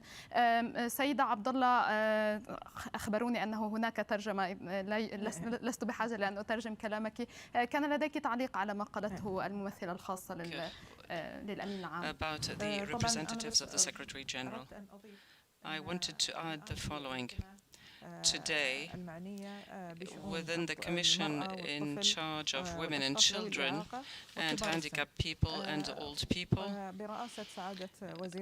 under the authority of the Minister of Labor and Social Affairs Development,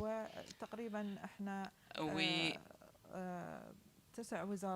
have 9 ministries within this committee, in addition to representations of the civil society association. This commission is reviewing all the legislation, all the activities, all the specific programs in each individual sector. We also have the second strategy of Qatar for the period 2018-2020. It is a strategy for social protection,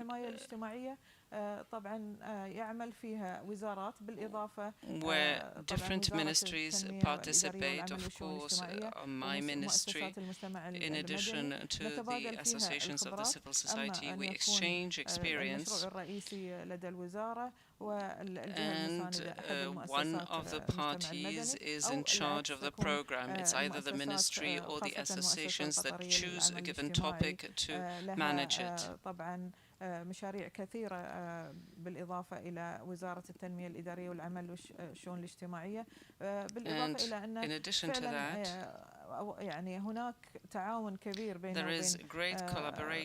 مؤسسات قطر between the different associations within Qatar, including the Association for Social Affairs.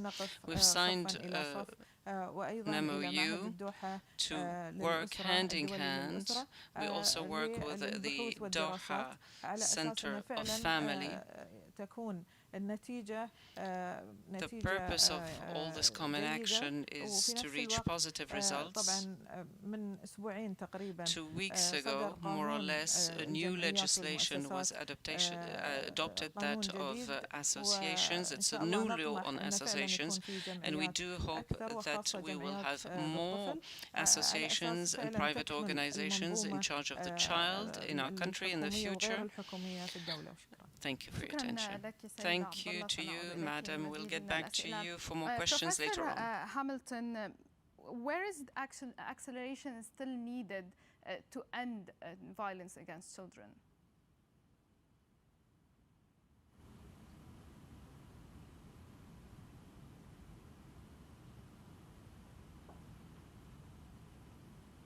Professor Hamilton?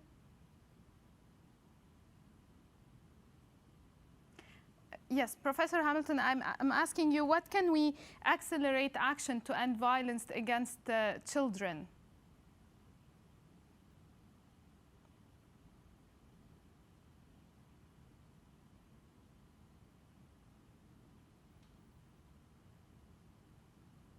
We seem to have a problem. Maybe I will address the question to Mr. Aguilar. Yes, I'm ready. I can hear you. Okay, what kind of acceleration is still needed to end violence against children? Well, maybe the most important at this stage is to, I think I will go back to what Mrs. Mariam highlighted already. You know, sometimes we come with very complex ideas, and at the end, I think she's summarizing the most beautiful terms what we are trying to do. The first step is to really have those services that can help families. When we observe violence in the family environment, we need to offer solutions to those families. And to a great extent, there are a few services available across countries. How do we bridge the gap, this trust gap between communities, families, and service providers? I think this is the $1 billion question. And it's not enough to have services available. It's how do we reach out to communities to request those services. So that would be a first important step. The second one is that we tend to perceive, and I'm going back to what the SRSG already highlighted, we tend to see children as passive victims, but the most we give them space to speak out, the most we give them space to participate in the community, schools, in our own families, the most we are likely to make that change. And the third accelerator, I'm just summarizing what other panelists have already mentioned, is that we definitely need to do something around how we raise boys and definitely girls. But I'm mentioning boys in particular because it is well known that there are intersecting forms of violence. Sorry for the jargon, but this is the violence that happens against women and the violence that happens against children. There is some overlapping, and there is a lot of evidence about that. I think if we want to make a major change is what is this idea of masculinity we want to inculcate in the new generation of boys. That would be transformative. Definitely girls along with it, but there is a lot to do in terms of how us men, we are raised, how do we contribute to families and society, and there is a kind of silence around that.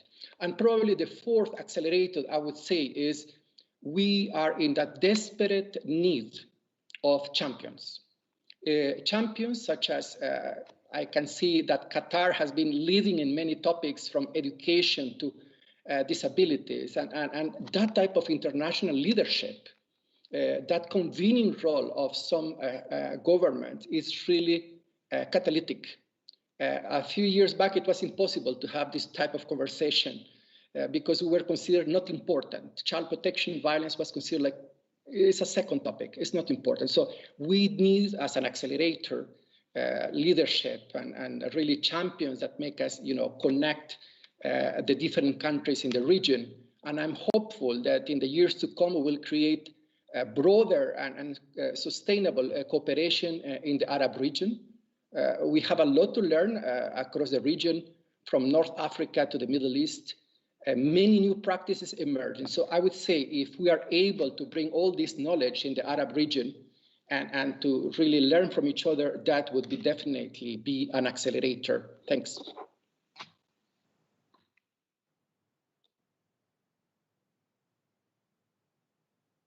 Each of you, my dear panelists, your concluding thoughts briefly. I will start with you, Professor Hamilton.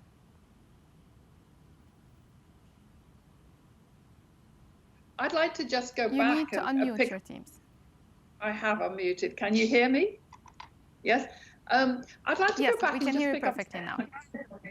I'd like to go back and pick up a couple of issues that were raised. One I thought was really interesting was the recognition of violence. In some ways, that's a positive, and in some ways, it's a negative. It's a positive that governments have started to understand and communities have started to understand that actually violence is widespread in families and in schools. On the other hand, in an unnamed country in the region where we did some research, which showed high levels of physical and sexual abuse, we were asked to remove all the sexual abuse statistics. It was not acceptable to put that into the report. Not that it wasn't happening, but they didn't want public recognition that it was happening or public information. And I think that's very important because denial is not going to stop the problem. So the recognition issue goes one way and the other. I think breaking the cycle, which was raised, is also very interesting. Yes, definitely we need to address the behavior of boys as we bring them up, but also we need to look at child-to-child violence. And there are some very good programs and practices now in schools where they really work on children's behavior and children's way of relating to each other and how to manage difficult situations, not to respond with violence, but to use much more positive ways of sorting out issues. Then there are issues like coordination. In one country where we were working, there was a really good program in schools on positive discipline, which reduced violence in schools significantly from teachers to pupils. And the pupils went home and talked about this, but the parents were not receiving the positive parenting at the same time, and were coming back and complaining to the teachers about how their parents behaved and how they clearly didn't understood. So wouldn't it have been good to have had both the parenting program and the positive discipline program in schools running at the same time? But I think there's also, if I may make one last comment, there are issues that we can't ignore. Issues like mental health, alcoholism, drug use, poverty. These are all factors and drivers of violence. And if we are going to really eliminate violence against children, we need good programs that will address those issues as well, particularly mental health programs, both for the adults and for the children. So I think there's a whole range of issues. It is complex. It's not unresolvable, but it's complex. Mm-hmm. And I agree very much about the awareness raising, particularly through very popular TV programs, soap operas, that you can address the use of violence very effectively through popular media programs. We should change also a lot of narratives passed through popular TV programs that allow stereotyping and bullying and so many negative messages. We need to address all those definitely. Dr. Ma'alla Mjid, your concluding thoughts before we move to Q&As. Okay, I will be very short. I think because many things were told, I just want to tell that we need to use the COVID-19 as an opportunity, even I am not enjoying this word, to make sure that child protection services, as we understood it, including all, protection, health, mental health, education, justice, social protection, working with parents, working with the system, involving children and making sure that children are at the center, really are part of the socio-economic recovery plan. Just I want to remind you that currently worldwide, all the states are designing their socio-economic recovery plan. And this is really important. The other point, it's not only about designing. We have to make sure that the budget and the resources are duly really allocated. And when we are speaking about resources, is budget resources, but also social workforce, based on quality. This is important. And when I am speaking about social workforce, it's all the front line. And I just want to tell in a practical way, what does it mean? We don't need to delay what we did. I think it's an opportunity also to assess what is existing and to see what are the context specificities, what are the risk factors, what are the protective factors, what is working, and to scale up what is existing and to tackle the challenge. And my last point is about coordination. This word makes me a little bit having many concerns. We are asking to act together. Coordinating and acting together, it means having clear responsibilities. Who is doing what? And clear accountability mechanism. And my last point, children, really, I work with them, and all of you have to be seen as part of solution. And they are really positive actors of change. Over to you, Rawa.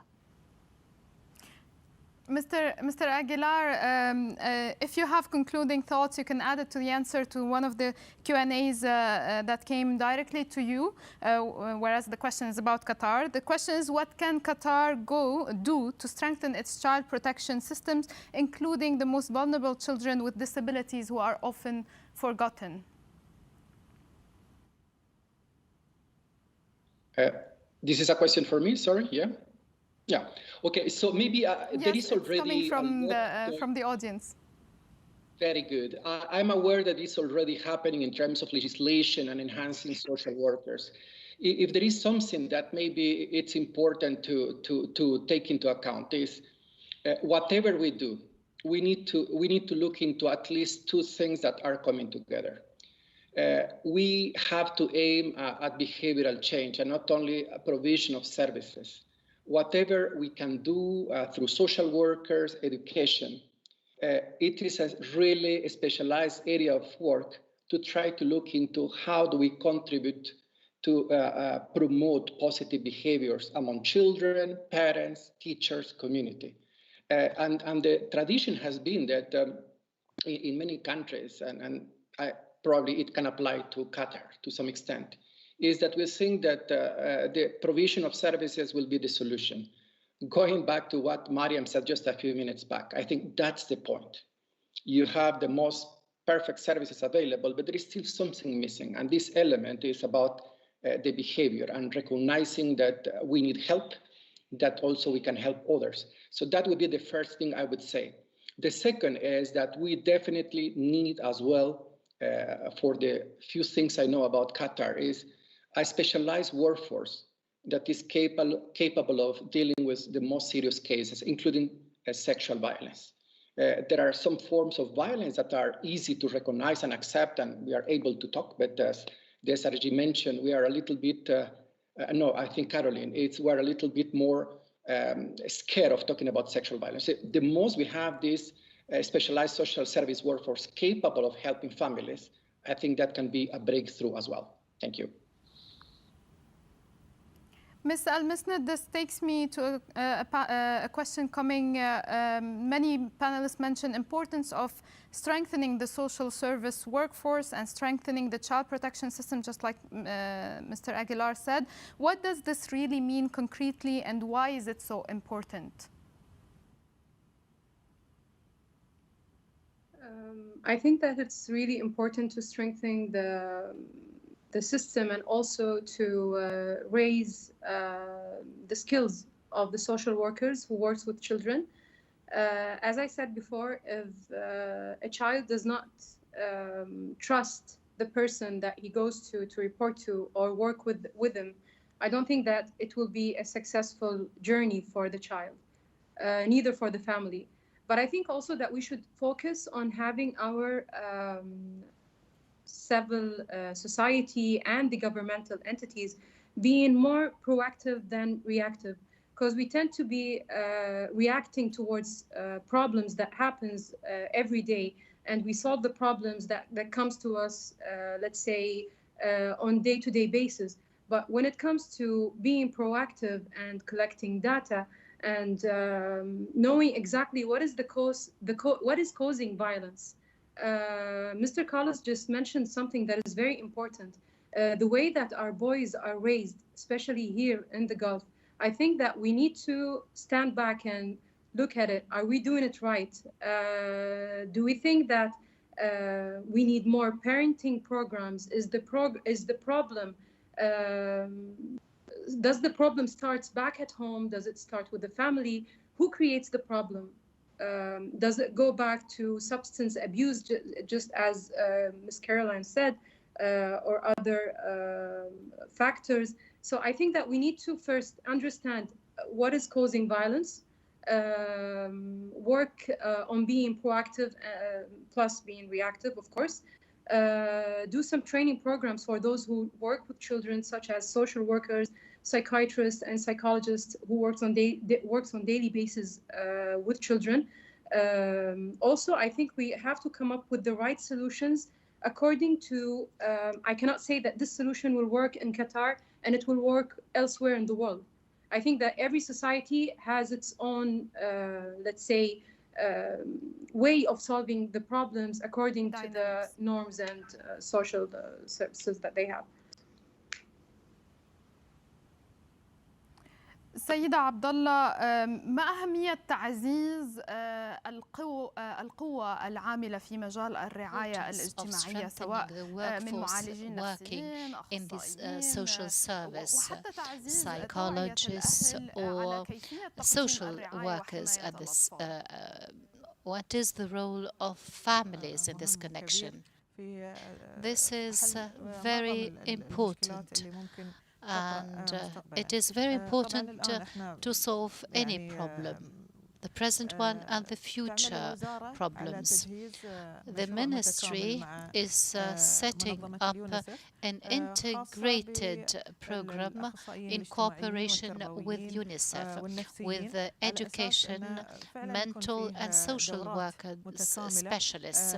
We are preparing integrated workshops which would train specialized social workers, particularly in the parenting skills. This would ensure a logical and a common path. We need integrated projects and programs, and hopefully we will be able to free our world, and particularly the child's world, from violence. Children around the world to be able to safeguard themselves from the different forms of violence. Yes, I think first we need to inform them. And when we are speaking about information, that we allow them to have access to an information that is easily understandable, that also is adapted to disabled children, and to make sure and the age and so on. This is very important. The other point is also listening to them and providing, space and channels that protects themselves, and in the same time being able to speak in freely manner, and in confidential manner if it's needed. And the third point, what is important is to start consulting them, when we are designing program, when we are assessing program, when we are implementing, to see them not only as beneficiary, but also to take into account their views and how they could be more and more involved. And the main other point is to make sure that they are involved, in also the monitoring and implementation. Empowering children, making them more strong to protect themselves and protect the other, to raise awareness, to drive change. It's a long and sustainable process. We have to stop the exhibit show to make sure also that the representativity, and here I am speaking from our region, the representativity of children include all the vulnerable children. It's not only about you because you are the best child in school that you have to make sure that we have this representativity, because they have a lot to tell. And it's really important when we are really taking into account their view, restituting to them, and also in the meantime, making sure really that their views are taken into account, and to have this dialogue. Just I want to let you know that currently we need to do it. Why? Because children, more and more younger, are using their own channels. They are not waiting to be supported. And we see that they are using social media to express, sometime in good way, sometime in bad way. We see more and more children being part of social unrest. And I think it's important. We need to listen to them and to stop speaking about children, our future children, who المستقبل. I think they are existing now and they have to be part of it. Over to you. Empowering them is not dropping all the responsibility on them. It's actually including them in a more collaborative approach from everyone. Professor Hamilton, is there a correlation between different types of violence, example, mental health and other effects? Are there any international accessible guidelines on it?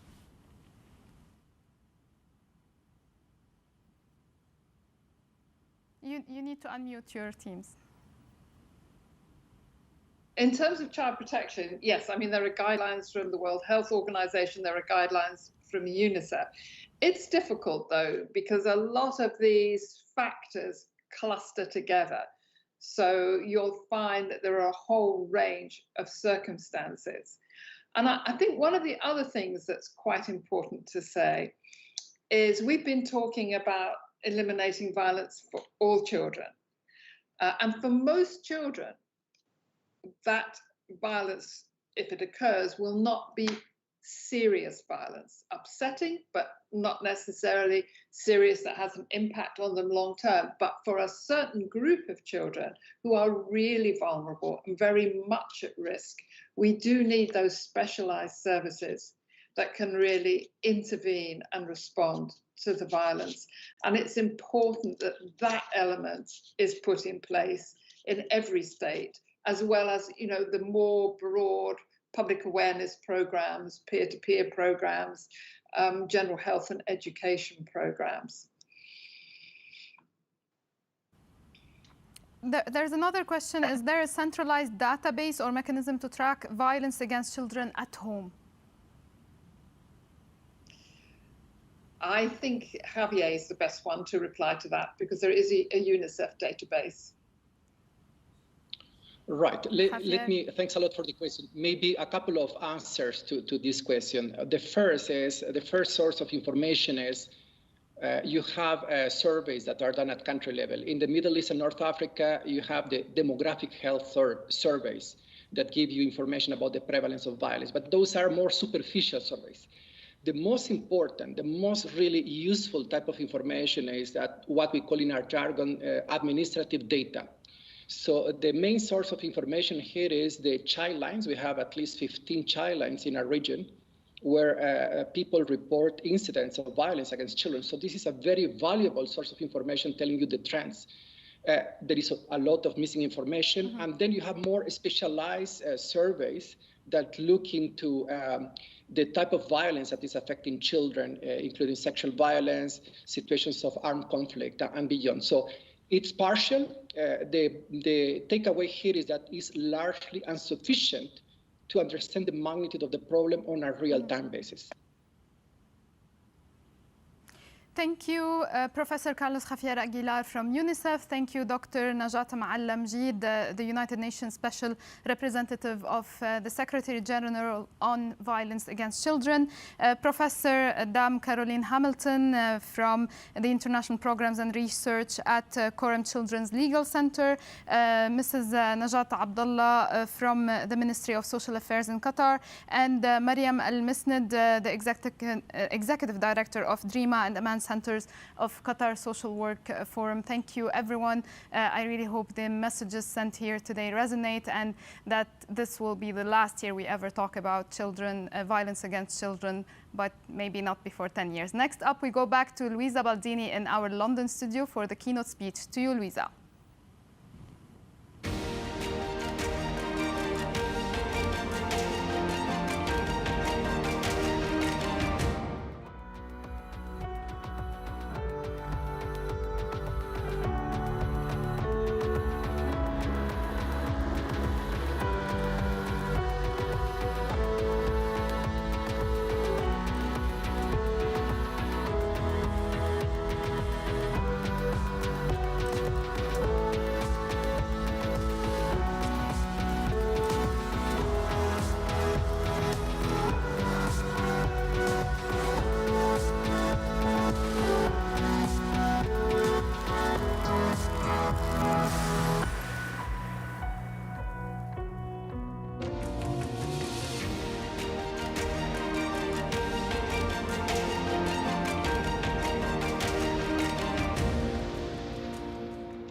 Thank you, Ruaha. We are shortly going to be joined by Inga Ashing, the CEO of Save the Children, to discuss their latest report.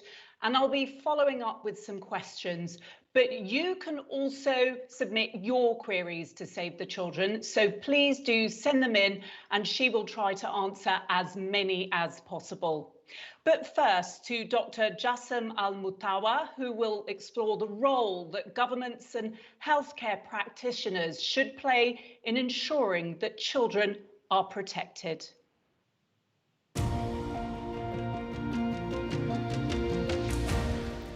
السلام عليكم. نرحب فيكم جميعا بحضور هذا اللقاء المبارك ونشكر حقيقة القائمين والرعاة والمنظمين لهذا المؤتمر وخاصة في الوقت The issue of health is very important, particularly now. Two questions were put to me and I wish to answer concerning the governments and countries. How can they support families to enhance family and positive education so that we can do away with violence in education and within the household? I believe والجمعيات على مستوى العالم. ولذلك أنا اقترحت بحدود 11 مقترح للإجابة على هذا السؤال، وهو دور الحكومات ودور الدول في كيف تعزز التربية الإيجابية، بالإضافة إلى كيف تقلل من نسبة العنف التربوي أو الأسري. المقترح الأول هو عمل برامج تهيئة للمقبلين على الزواج في بناء الصحيح للأسرة، ولعل مثل هذه البرامج أنا عملت فيها شخصيا حقيقة ميدانيا وفكريا وتنظيريا، وكان لها أثر عظيم جدا في تأسيس الأسرة وزيادة الوعي عند الوالدين في كيفية التعامل مع الطفل. المقترح الثاني وجود مراكز في المجتمع أو في البلد ترشد وتوجه الأسرة بمراحلها، مرحلة الحمل والولادة بالنسبة للمرأة، ثم الرضاعة والتربية للوالدين. المقترح الثالث مثل فكرة طبيب الأسرة في العالم كله، وهذا على المستوى الطبي، ممكن نحن نستحدث فكرة مستشار التربوي للأسرة. المقترح الثالث تفعيل القوانين، وهذه نقطة حقيقة مهمة جدا للدول التي تحترم القوانين. عندما تشرع هذه القوانين ممكن تضبط الأسرة، ممكن تعزز من التربية الإيجابية داخل البيت، وتقلل من نسبة العنف الأسري داخل البيت أو العنف التربوي. الفكرة الخامسة وهي نعطي رعاية خاصة للأمهات من الحمل والولادة والرضاعة، يكون لهم قوانين خاصة، يكون لهم توجيه خاص، بحيث أنه المرأة لما تهتم في تربية الطفل ما يهضم حقها المادي أو المالي لو كانت امرأة عاملة. المقترح السادس هو تنشيط المؤسسات الخيرية، هذا لابد يكون لها دور في الندوات، في المحاضرات، في إدارة برامج شبكات التواصل الاجتماعية، في الورش التدريبية، في النشرات، في برامج التوعية للمجتمع، في تعزيز التربية الإيجابية والتقليل من نسبة العنف. المقترح السابع دعم المبادرات. أحيانا يكون عندنا شباب وبنات في مجتمعاتنا ويكون عندهم مبادرات، لا شك أن هذه قضية مهمة جدا في دور الشباب والبنات، بحيث أن نحن نتبنى هذه الأفكار وتكون في جهة تدعمهم لتفعيل هذا الدور. المقترح الثامن عمل دراسات وأبحاث، لأن من هذه الأمور ممكن تخرج منتجات، وهذه المنتجات تكون تربوية تساهم في استقرار الأسرة وفي انطلاقتها. المقترح التاسع توظيف التكنولوجيا، ممكن يكون في روبوت تربوي داخل البيت، وهذا الروبوت تلجأ له الأم أو الأب يستشيرونه فيجاوبهم. العاشر إيجاد مراكز في البلد ممكن أن يلجأ لها الطفل. فاليوم نحن أمام زمن وأمام جيل واعي جدا، ذكي جدا، يحسن التعامل مع التقنية، ولذلك من خلال التقنية ممكن احنا نساهم وممكن نحن نربي. المقترح رقم 11 وهو الأخير بعد مقترح وجود ملاجئ أو مراكز يلجأ لها الطفل، توجيه المنابر الدينية. خطبة الجمعة عندنا كل جمعة وكل المسلمين يسمعونها وكل المسلمين يتأثرون فيها، فلما تكون فيها كلمات موجزة ومركزة وتخدم التربية الإيجابية وتوعي المسلمين في التقليل من نسبة العنف أو كيف يديرون انفعالاتهم أو يديرون مشاعرهم أو يديرون عصبيتهم، لا شك أن في هذه الحالة سيكون هذا محور مؤثر جدا. هذا 11 مقترح أطرح أمامكم الآن في هذا اللقاء كدور للحكومات والدول. يبقى الآن المحور الثاني، ما هي التوجيهات اللي أتكلم فيها لمساعدة الممارسين وصانعي السياسات على القيام باستثمارات ملموسة للحد من العنف من خلال تعزيز التربية الوالدية الإيجابية.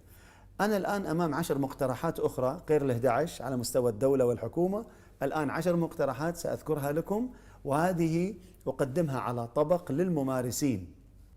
المقترح الأول، الممارس أو المختص أو المستشار أو من يعمل في الدائرة الأسرية أو في التأثير التربوي لابد أن يساهم في صناعة القرار. المقترح الثاني، التركيز على نشر الأخبار الإيجابية. فلما يكون عندنا وكالة أنباء إيجابية وتعزز الإيجابية والسعادة والسلام، لا شك أن هذا عامل مؤثر. المقترح الثالث، إضافة مواد للمناهج التربوية والمناهج الدراسية تعزز التربية الإيجابية، وهذا عاد دور المناهج ودور التعليم. المقترح الرابع، وضع قوانين تجرم العنف داخل البيت وخاصة العنف التربوي، ووضع مكافآت على مستوى مبادرات، على مستوى مسابقات، على مستوى جوائز لتعزيز التربية الوالدية. المقترح الخامس، وضع ضوابط في مجتمعاتنا للشركات المنتجة للأفلام والألعاب حتى نقلل من نسبة العنف. واليوم الوكالات العالمية للأفلام والسينما والمسلسلات كلها تعزز العنف وكلها تعزز الإرهاب، وبالتالي أنا لازم يكون لي دور في وضع ضوابط لهذه الشركات المنتجة. المقترح السادس، توعية الوالدين بإرشادهم بالتربية الإيجابية من خلال شبكات التواصل الاجتماعي أو مراكز التدريب أو من خلال برامج التوعية. المقترح السابع، إبراز النماذج الناجحة في التربية الوالدية والتربية الإيجابية. المقترح الثامن إيجاد مراكز علاجية، يعني أي إنسان طفل أو كبير متضرر من العنف، طيب وين يروح؟ عنده مشاكل نفسية، عنده اضطرابات نفسية، وين يروح؟ لابد من جهة تعالجه وجهة تساعده حتى يطلع من هذه المشكلة ويخرج منها فتستقر نفسيته وتصلح. المقترح التاسع تفعيل فكرة سحب ولاية التربوية، يعني لو الأم ما أحسنت تربية طفلها أو الأب لم يحسن، طيب ما هي العقوبة؟ هل ممكن أسحب الطفل منهم فترة معينة ثم أرجعه؟ ولا ماذا أفعل؟ لابد من التفكير بهذه القضية حتى لا يستمر العنف ويستمر داخل الأسر وبالتالي تتفكك الأسر. المقترح العاشر عمل مراكز للمعلومات، هذه حتى تساعد الممارسين وصانع السياسات لعمل دراسات وأبحاث في تعزيز الوالدية الإيجابية. إذن في 11 مقترح على مستوى الحكومات والدول و10 مقترحات على مستوى الممارسين. في هذه الحالة نكون أن انتهيت من الكلمة التي ألقيتها عليكم. وبالمناسبة أنا أسست بفضل الله 3 مراكز على مستوى العالم تخفف من العنف التربوي، كلها مراكز خيرية هي غير ربحية، وأنا أتابع حقيقة النتائج بشكل يومي في علاج الأطفال المتضررين من العنف، وبفضل الله النتائج كانت رائعة جدا. فأنا أقول هذه الجهود لابد أن تبذل، والقضية هذه قضية عالمية، ونحن كمسلمين عندنا في القرآن الكريم وعندنا في السنة النبوية ما يدعونا لأن نحسن الحوار ونحسن المعاملة ونبث الجانب الأخلاق الحسنة في بيوتنا، فيكون فعلا قدوة أبنائنا عندما يكبرون ويخرجون للمجتمع. ونسأل الله عز وجل يوفقنا وإياكم إلى كل خير.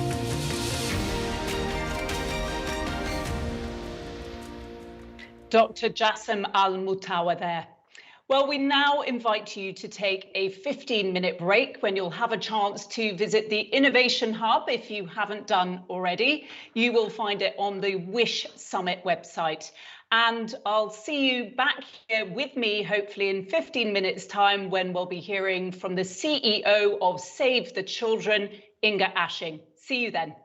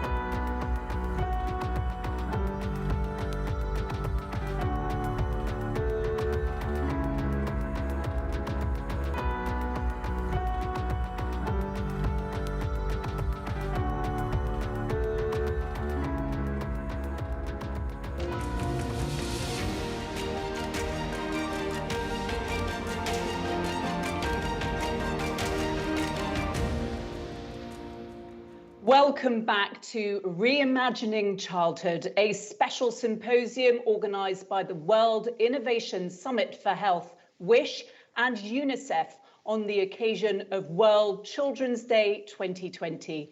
I'm Louisa Baldini. For more than 100 years, Save the Children has been at the forefront of efforts to improve the lives of children through better education, healthcare, and economic opportunities. Today marks the launch of a new report entitled Stop the War on Children, and I'm delighted to welcome Save the Children's CEO, Inga Ashing. Inga, thank you for joining us. Before I ask you a few questions, please could you outline the key findings of the report? Thank you, Louisa. I want to start by thanking WISH and UNICEF for the invitation to speak, and particular thanks to WISH and CEO Sultana Afdal, who's been a partner and ally in our efforts to protect children in conflict. Today we do celebrate the World Children's Day, but it is a celebration with a dark, dark edge, as every day children's rights are violated in conflict across the globe. Children go hungry, their schools are bombed, they are recruited, kidnapped and abused.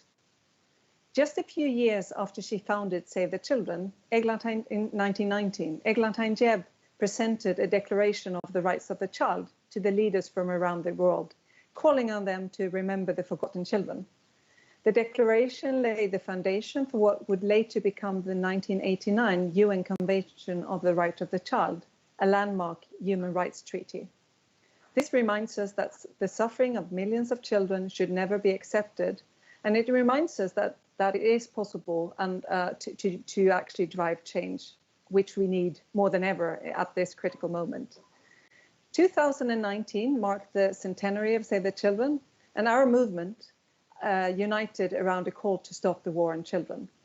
We can still change the situation for children in conflict today, but this will require us to work together, and it will require concerted actions from governments and non-state actors.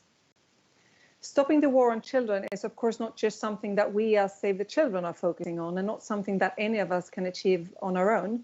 So it is incredibly important that we all join forces to stop the war on children.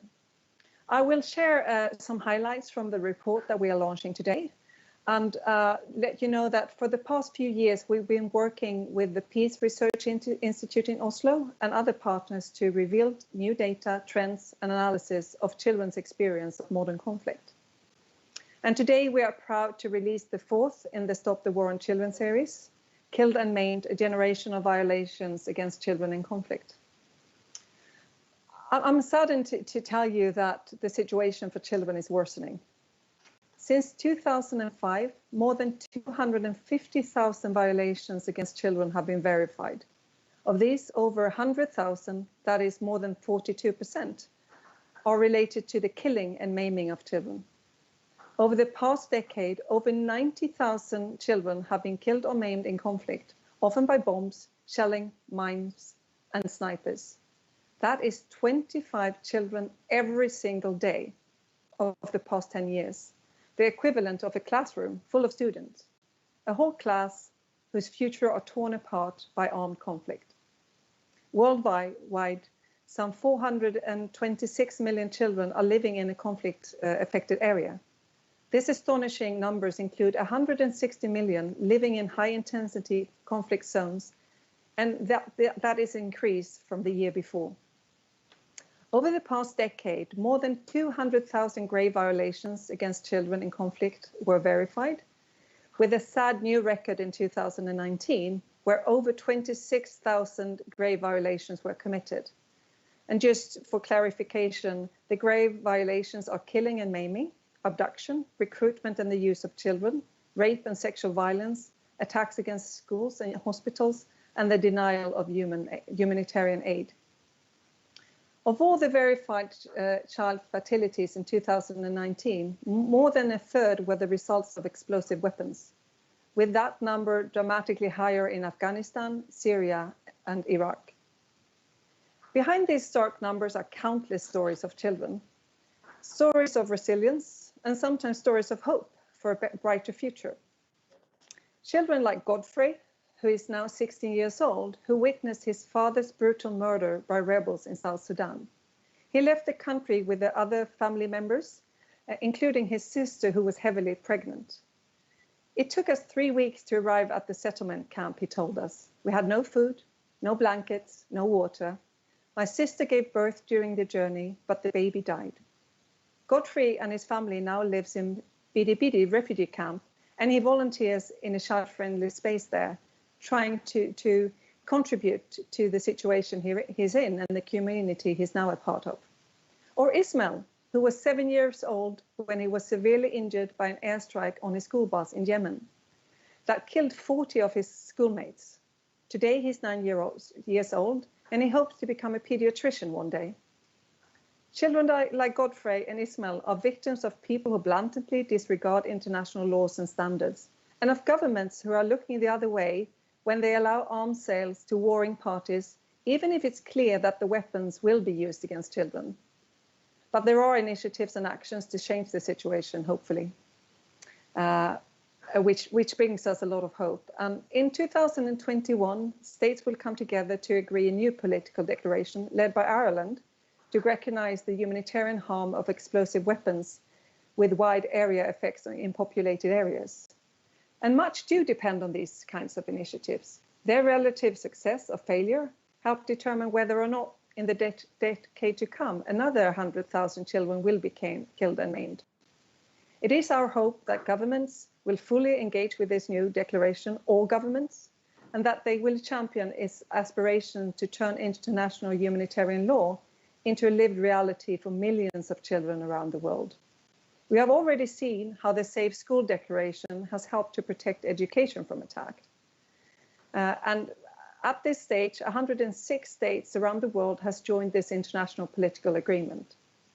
The declaration builds a community of nations committed to respecting the civilian nature of schools and developing and sharing examples of good practices for protecting schools during armed conflict.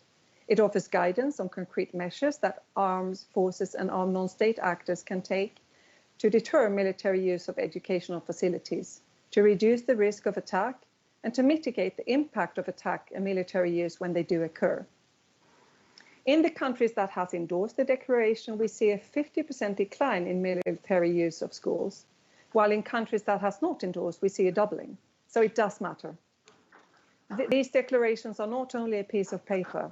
If we do work collectively, as we have on the Safe School agenda, I am confident that we will see change and positive change affecting millions of children's lives. Never in history has there been such awareness of children's rights, nor more knowledge of how to prevent harm and support children to recover from conflict.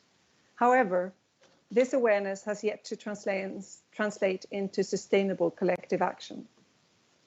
Before I conclude, this report is based on data from last year and therefore does not take into account the COVID pandemic. We are already seeing in this year that violence is increasing in conflicts and that children are becoming more exposed to recruitment into armed forces and groups, and that they are at much greater risk from other dangers in conflict situations. And this is at the same time as humanitarian assistance is decreasing. The pandemic is the biggest global upheaval of our generation, but children's rights in conflict and in peace are an essential cornerstone of our collective humanity. They are not contingent on COVID-19. They cannot be cancelled or paused. The pandemic is having an impact on every child, and the most affected are the children who are the most marginalized, among them children in conflict. In the shadow of COVID-19, the UN Secretary General issued his first call for a global ceasefire in March. Yet early signs of progress have since stalled, and as armed groups have continued or even increased fighting. The truth is that we are dangerously running out of time. Already warnings are ringing out of the potential for widespread famine in at least 4 countries as a result of the pandemic. And it's no coincidence that many of these countries now most at risk of hunger are also the ones mired in conflict. And it is the children who too often pay the deadly price. Children need more safety and more protection, but fighting has continued and in some cases gotten worse. Tomorrow at the G20, leaders will meet in Saudi Arabia, And while they meet, just a day's drive away, millions of vulnerable children in Yemen don't know where their next meal will come from, or if they will survive the next airstrike.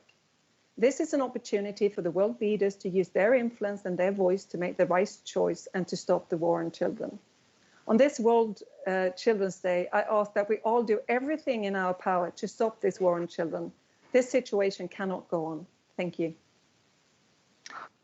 Inga Ashing, thank you very much indeed. Some really stark figures and some stark messages there. You talked about the various violations, as you call them, and they're quite diverse and numerous, more so than one might think. How is the Save the Children programming really helped to protect these children in conflict zones then? Thank you for that question, Louisa. I think one main thing that we do at Save the Children is, of course, campaigning and advocating to mobilize the public, government, world leaders and institutions to protect children caught up in war. And I'm happy to tell you that this work has resulted in multiple governments, including the governments of Germany, Italy and Norway, to suspending or banning the export of arms to parties involved in conflict in Yemen, arms that have been misused to target children. And we have also been working together with children to hold governments and decision makers to account to address the issues that children have themselves identified as the most important ones for them. But also to be a bit more concrete on what we do on the ground. I met with our team in Yemen earlier this week, and I can talk about that situation just to illustrate a couple of things that we are doing. Yeah, and as you all know, Yemen is facing the world's worst humanitarian conflict, and today 80% of the population requires humanitarian or protective assistance. 2 million children are out of school, 2 million children, more than 2 million children are malnourished, etc. And in Yemen, we are implementing programs in different thematic areas. We're working with child protection, child rights governance, education, health, nutrition, water, sanitation and hygiene, food security and livelihood. So at the same time as we are campaigning, advocating for governments to take their responsibility, we also are having a lot of programs on the ground in countries like Yemen and in many of the conflict areas around the world.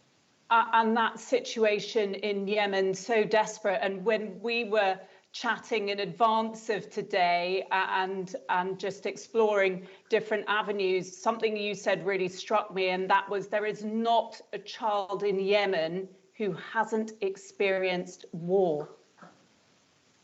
No, exactly. And unfortunately, that is the case in a lot of other countries as well. I spoke to our Afghani country office last week, and it's the same situation in Afghanistan, and unfortunately it will soon be the same situation in Syria. We have so many children, generation of children that haven't experienced anything else than war, and that has to stop. What was also striking was what you mentioned about the difference between the genders and how conflict affects boys and girls differently. Can you tell us a little bit more about that? Yeah, absolutely. I think it's important to be aware of the fact that girls and boys are affected very differently, and that the inequalities and gender dynamics that we have normally in society are escalated because of conflict. If I refer to some of the data from the report, we can see that since in many of the settings, in many of the countries where we have conflict, girls are already more bound to the private sphere than boys because of the role that they are expected to play. And that means that the conflict even reduces their mobility. And this means that girls being more likely to be at home or in urban populated areas are more likely to be killed by explosive weapons, for instance, airstrikes. Boys, on the other hand, are more targeted for combat roles and to be recruited against their will to armed groups, also being victims of snipers and being treated as enemy. But one thing that I really want to talk about is the discrimination against women and children and the exposure to risk that many women and children experience during conflict, because conflict can often result in a normalization of higher levels of violence against girls, including torture, sexual violence, and forced marriages. And we see that quite often a lot of children are in a situation where they are not able to go to school, but it's even worse for girls, and it's more often girls that are not coming back to school. And we see girls being forced into marriages, early marriages, and also having early pregnancies, of course, with the impact for the rest of their lives. That means that we are actually robbing them of their childhood, and we are threatening their lives and health for the rest of their lives. Yeah, Inga, we heard exactly the same thing on our panel discussion earlier, exactly the same, that, you know, the pandemic situation, even without conflict, it means that a lot of girls won't be returning to school, they will be marrying earlier, and a lot of early pregnancies. So yeah, huge implications then for the children also suffering from the pandemic and in conflict zones. But there is achievement, there is progress, and you touched on it there earlier when you were talking about the Safe School Declaration. Tell us a little bit more about the real difference it's made for children in conflict zones. Yeah, I think what has been so important with the Safe School Declaration is that there were so many countries signing up for it. And I was actually earlier today in a conversation with a girl from Ukraine who told me very proudly that she had been part of a child group advocating towards her government to sign the declaration, and how important that was for her to be able to participate in such an important decision for her country. But I think another thing that has been critical with the Safe School Declaration is that we have had support from the highest levels within the UN Secretary General, the former High Commissioner for Human Rights, Special Representative for Children and Armed Conflict, etc. And in the countries that has endorsed the declaration, we see a decline in military use of schools. So it has had effect, a 50% decline. And in the countries that hasn't signed, we see it's increasing. So it is really making a difference. And so that's why I do think it's so critical that governments come together and sign the initiative that Ireland is putting forward in the coming year. Absolutely. Inga, thank you. We are waiting for some questions to come in from the audience, but one more for you in the meantime. Earlier this week, during the WISH Summit, there was a session looking at toxic stress and post-traumatic stress disorder in children. How important is this area of work for Save the Children's priorities? It's absolutely important for us, and more important than it has been before. And I would say that this is an area that we've 10, 15 years ago didn't talk as much about as we do today. So I do think that there's a much bigger awareness of the long-term implications for children of exposure to war. And for many children, and we talked about the children in Yemen having experienced nothing but war. So if a child is in a state of toxic stress, that is the most dangerous stress response you can imagine. And it can have a lot of very grave implications for the child itself. It can lead to self-harm, depression, aggressive behavior, and at the worst form, suicide. So we have to make sure that we are addressing this and talking about and supporting children and focus on the mental and physical health in order for them to come back to a productive society. And what we are doing, we are focusing on 4 things. We are talking about the need for programs around it, to look at the multi-sectoral programs, engage young people themselves because they know what they experience. We need to support the caregivers around the children because they are the ones that can support children. And of course, it is incredibly important to strengthen national capacity so that the countries where the children live can support them. And one thing that we are constantly trying to do is to urge government to ensure child protection is funded in humanitarian responses, because quite often this isn't one of the things that people, governments and other donors fund when they fund humanitarian crisis. So those are some of the things that we do. Okay, thanks, Inga. Well, I've got a couple of questions that are coming in now. So if I could put those to you.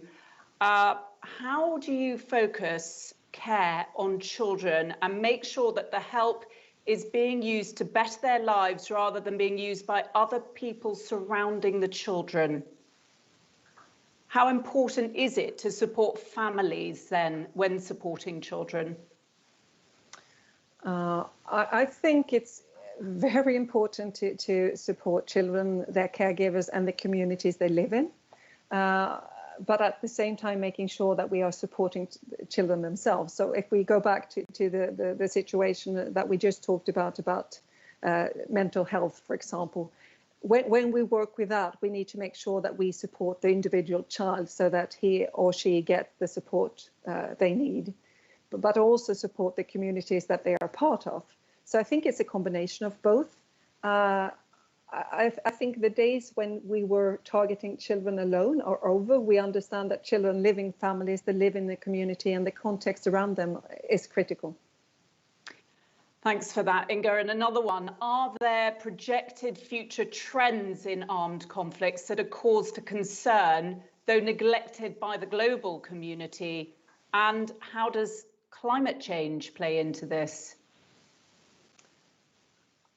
Yeah, climate change, of course, is affecting all parts of children's lives and their rights, and with increased challenges to the climate, we will probably see more conflict over water, conflict over things that will be impacted by climate. So the climate and conflict are very interdependent and interlinked.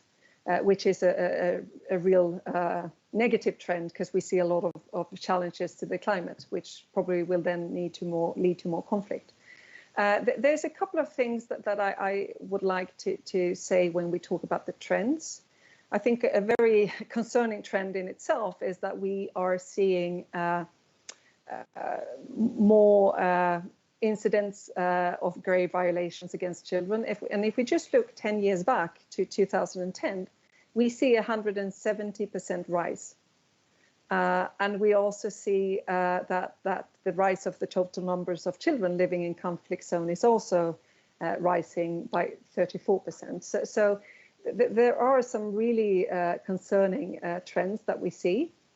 And when it comes to conflict, we see that there are also an increase in intensity, duration, and complexity of conflict. The conflicts last longer and more actors are involved than before. And that means that children are of greater risk to be exposed to violence. The increase of children living in conflict zone is a result of increased conflict incidents, as well as fighting moving into more populated areas where many children live. And if we look at the number of countries that are in conflict, that has actually been quite stable for the last 30 years or so. But there has been a rise in the number of non-state armed conflicts in this period. And if we look at the number of children living in conflict areas, that has been a rise from approximately 250 million 30 years ago to the 426 today. Yeah, very, very dramatic rise. Another question that's come in, different pharma companies around the world are working together to fight COVID through things like COVAX, like never before. Should charities be learning from this and working together rather than fighting for the same funds?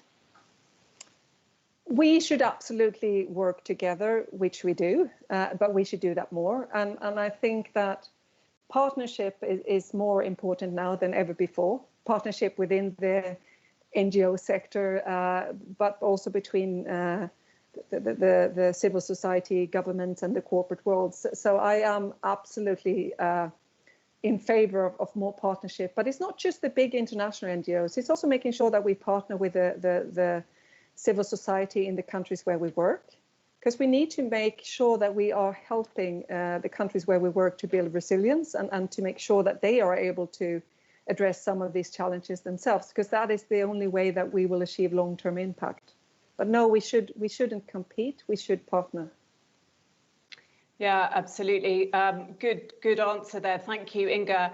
And lastly, a question that I want to ask you as we round up this section with you. And World Children's Day has been running since 1954. This year, because of the pandemic, children's rights and protecting children is even more pressing.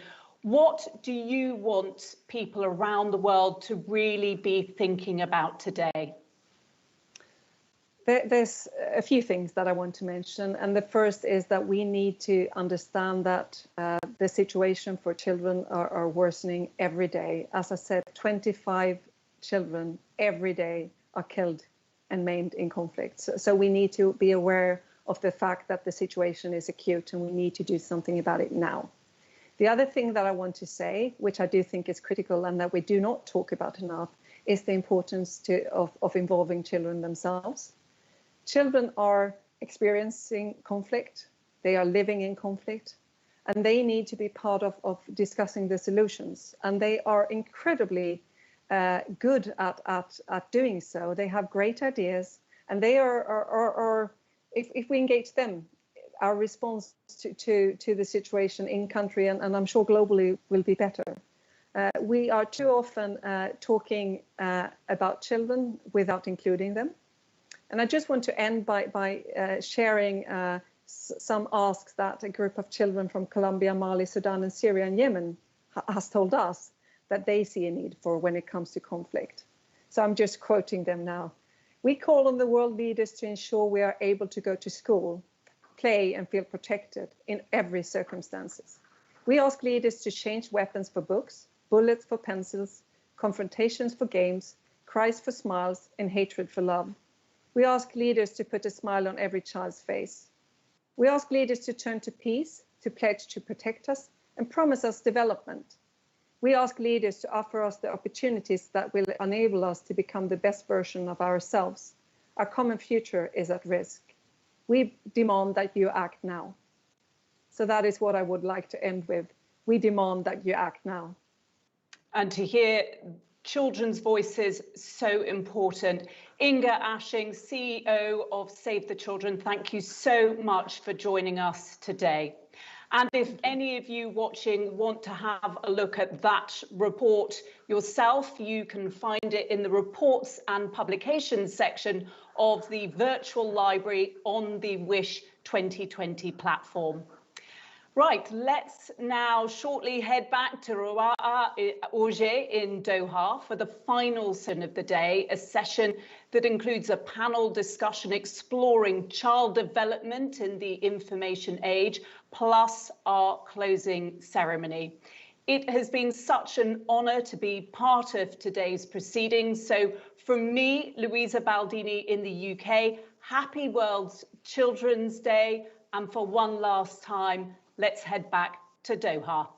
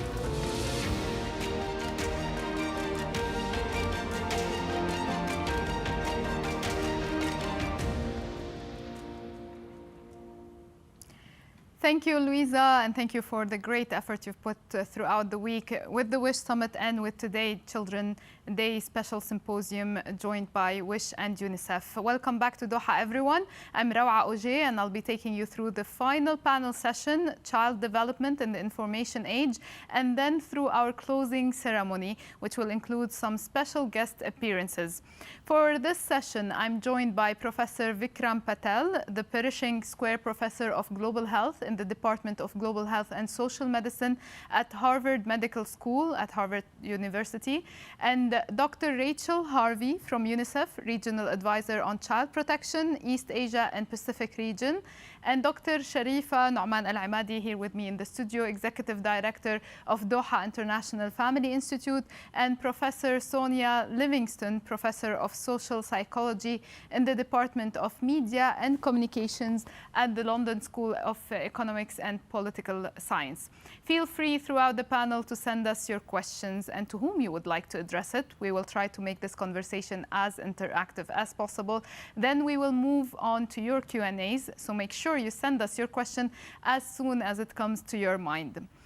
Children today acquire more knowledge than in our own days through the digital world, but at the same time, they acquire stressful life experience, including abuse and bullying. With opportunities comes challenges, and Professor Vikram Patel will tell us more about them and the balance that we need to establish. Professor Patel, the floor is yours. Thank you so very much for that, for the introduction. I'm hearing myself, so I'm just wondering, there might be just from the technology people, I can just hear myself. We can hear you very well. Okay, great. But I will just say I can hear echo of myself. There's such great interest for at least a decade now, and rightly so, about the relationship between the information world, the digital world, and children's well-being, because no generation has been as connected to the internet as much as children and young people. And most of us, including myself, who are older adults, grew up in a world where this technology was just a sci-fi fantasy. Just incredible, isn't it? When I was a child, even the idea of an internet did not exist. My own child today is completely hooked.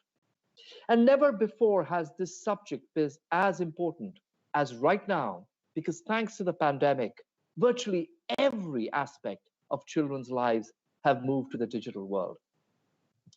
When thinking about this topic, for me, two key principles really are extremely important to be always on our minds. The first is to have a life course perspective. And by this, I mean to recognize that children, young children, older children, young adolescents, older adolescents are all developmentally very distinct phases of our life course. For example, the plasticity of our brain, which is essentially a description of how the brain responds to this environmental stimuli, is far greater in childhood. And yet in adolescence, peer environments are extremely important, far greater than you might find in childhood. And of course, peer environments are extremely relevant when we talk about the digital world, because for young people today, unlike when I was a young man, the peer environment is no longer the kids who live in your building, the kids who you go to school with, but in fact, the peer environment is far greater than that. It includes young people in places that you've never visited, young people you've never even really met. The second important principle is that we must keep in mind the broader context in which the digital world is being utilized. What's going on in other aspects of the child's in-person, real-world environment? And particularly for young children, that is the quality of the home environment, their parents, their siblings, their neighbors. And for adolescents, that extends to the quality of the school and neighborhood environment. What's going on in your school, what's going on in the neighborhood that you live in. We need to be also asking questions about how do these other environments and the people in those environments engage with the child during their particular interaction with the digital media. Now, many people obviously jump to the first conclusion when we think of the digital engagement and children's well-being, that it must be harmful in one way or another. But the truth is, of course, that it's a much more nuanced and a much more mixed picture. What's very clear is that it isn't a binary one. It isn't the case that using digital media is harmful or not harmful. It's a far more balanced and mixed account. And for this, I'm really going to draw my attention to the Pew Research Center data that was collected a couple of years ago from teenagers in the US. And they were asked really to express their views on social media's effects on themselves, as well as on their peers. And what we found, what the Research Center reports, is that about a third of the respondents said that social media had a mostly positive effect. For example, it helped people connect, young people connect with family and friends. They found it easier to find news and information and to meet others with similar interests. But on the other hand, about a quarter said that the effect was mostly negative. And the dominant reasons for that were bullying, the spreading of nasty rumors, getting into harmful relationships, and this is particularly relevant for very vulnerable young people who, for example, can be groomed by adults for sexual purposes, and unrealistic views of others' lives, which often is very important for adolescents who often view others' lives, particularly their peers, as a way to actually be able to assess the value of their own lives.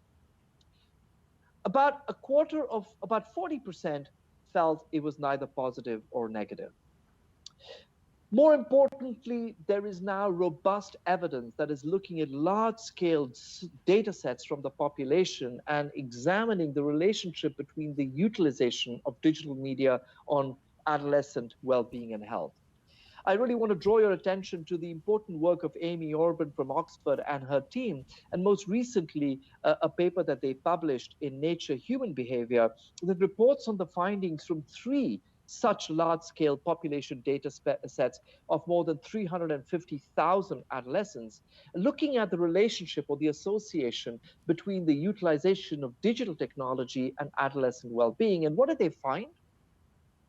That just 0.4% of the variation of well-being could be explained by digital technology use. So it's a very small proportion of the variation that can be accounted for by digital technology use. And we really have to think of the broader environment in which these technologies are used to understand the relationship at the level of an individual.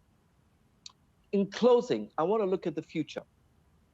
It's very clear to me, as someone who works very closely with digital environments for children and young people, that the digital world offers very unique opportunities to support a range of actions for children and young people, from the assessment of their health and learning needs, to supporting them with learning and providing healthcare for particular kinds of health difficulties. But for this to be really realized, we need to be balanced in our vision about what digital platforms can achieve and what they can't. Indeed, we need to be mindful, and we can see this really playing out with the pandemic, that a sole reliance on digital platforms can actually worsen existing inequalities.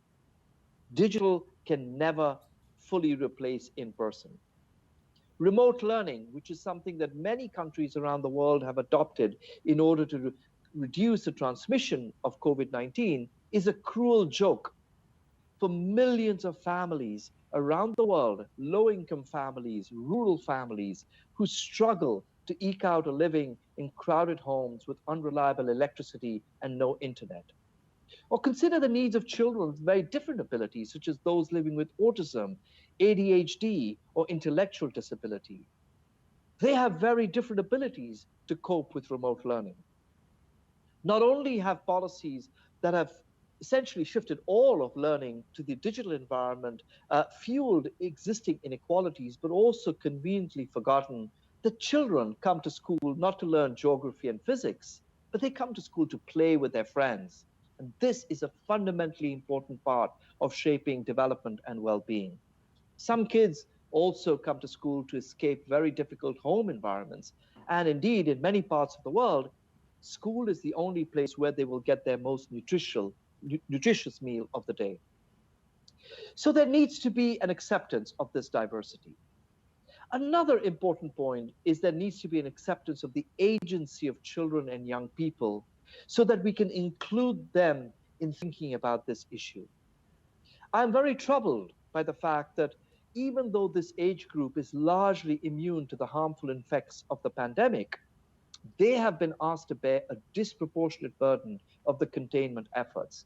And yet, children and young people are neither at the table to discuss their needs or how they can contribute to containment efforts in solidarity with adults. Instead, as adults have often done over the millennia, we have simply treated children as bystanders whose only role is not to get in the way of adults and who at best are considerably irresponsible and will misbehave unless they are placed under strict controls. Finally, I hope very much that in the future, we see a lot more person-centered research that can help us unpack the mechanisms through which engagement with the digital world affects individual well-being. And to do that, we need to understand both the individual child's characteristics as well as the type of engagement they have with the digital world in order to be able to unpack the mechanisms that can predict good or bad health outcomes associated with digital engagement. Thank you very much. Thank you, Professor Patel. I will get back to you on that last point to ask you how we can do it. Dear panelists, my question goes to all of you. As children rely more and more on digital technology for learning, fun, and friendship, what does the evidence say about how they view this medium? Ms. Harvey? Thank you very much, and a happy World Children's Day from Bangkok. So here in East Asia, not enough is known about how children engage with online technology, their perceptions of risks, and the steps they take to mitigate risks. And in fact, even less is known about the experiences of children from marginalized groups. Understanding how they interact with social media is absolutely essential for designing effective strategies to prevent and respond to online harms. So last year, with the Center for Justice and Crime Prevention, we undertook research with young people, as well as frontline workers and caregivers, to plug this gap.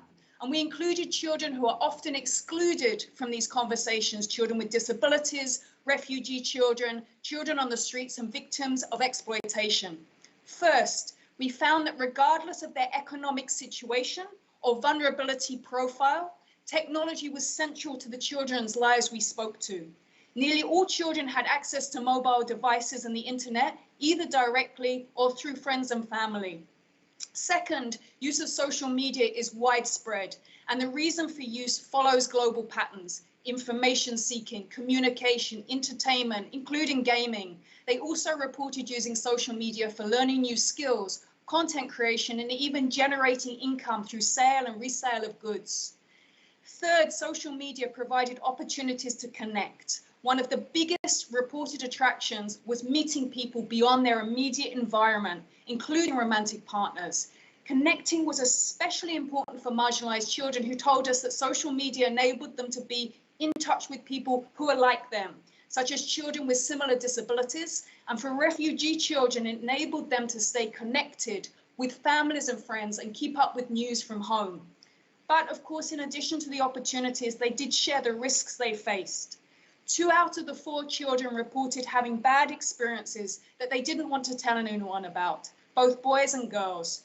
And young people reported being contacted by strangers online, accepting requests from people they didn't know, being sent or being asked to send explicit materials, and being asked to meet. And more than half of the teens we spoke to said yes, that they had met someone in real life that they had initially met online.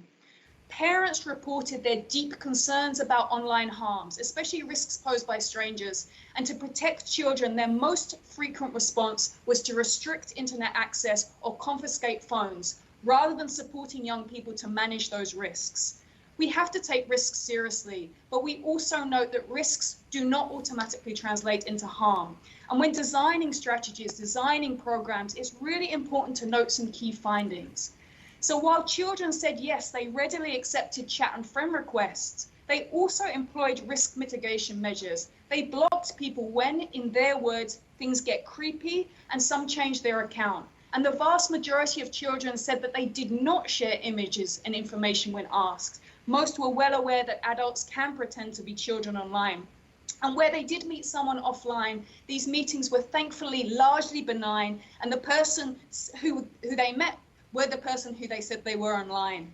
And an important reflection for programming is that the concept of strangers online doesn't really exist for children. And so messaging on stranger danger doesn't resonate in a sphere where connecting with and gaming with people you don't know is part and parcel of being online.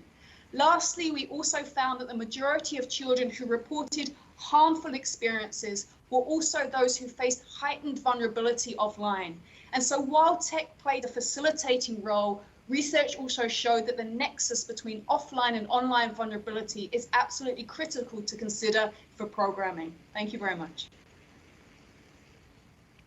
Thank you, Ms. Harvey, for this shocking sometimes, but also very realistic numbers and facts. Dr. Al-Imadi, how do children today view the internet and the digital world? I think I want to even talk about the numbers of or the percentage of the situation in MENA region and Qatar relate to what they said, and then my experience as a clinical psychologist in this scary maybe finding that we heard from our colleagues. If we there is very few research talking, as they said, about the usage of how the children see what they're using or how they feel about what they're using, and how this what is in the digital can affect them from their point of view. We always talk about our point of view as an adult. Another thing is that if we will see that the percentage in MENA region, 9 of 10 children using different kind of social media, or even 100% in Qatar, the children have access to internet, and also like from 2015 to 2017, from 27% to 85% using these kind of digital increased. That's give us like alarm that okay, what is positive and what is negative to that. And as I said, if we will take it from their point of view, we don't have information and research related to that. But with what we see as a individual, as a clinical psychologist, we saw many cases that went to addicts to these devices or to different kind of programs.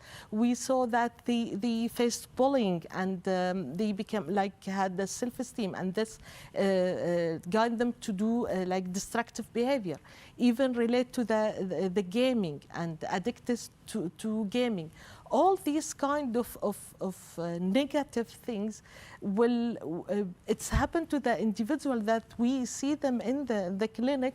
But if we looked at the number of the percentage of using these kind of devices or internet, we have a percentage that can to be ready for it and to find a solution. Mm-hmm. And maybe in MENA region, especially maybe in Qatar or GCC areas, if the children even face the violence or faced any problems in the internet, they will. There is a stigma related to that, especially if there is a girl faced anything. So to even go and talk about it, or to record about it from family even, it will be difficult for them. So how we can help our children, how we can educate them to talk about it and not to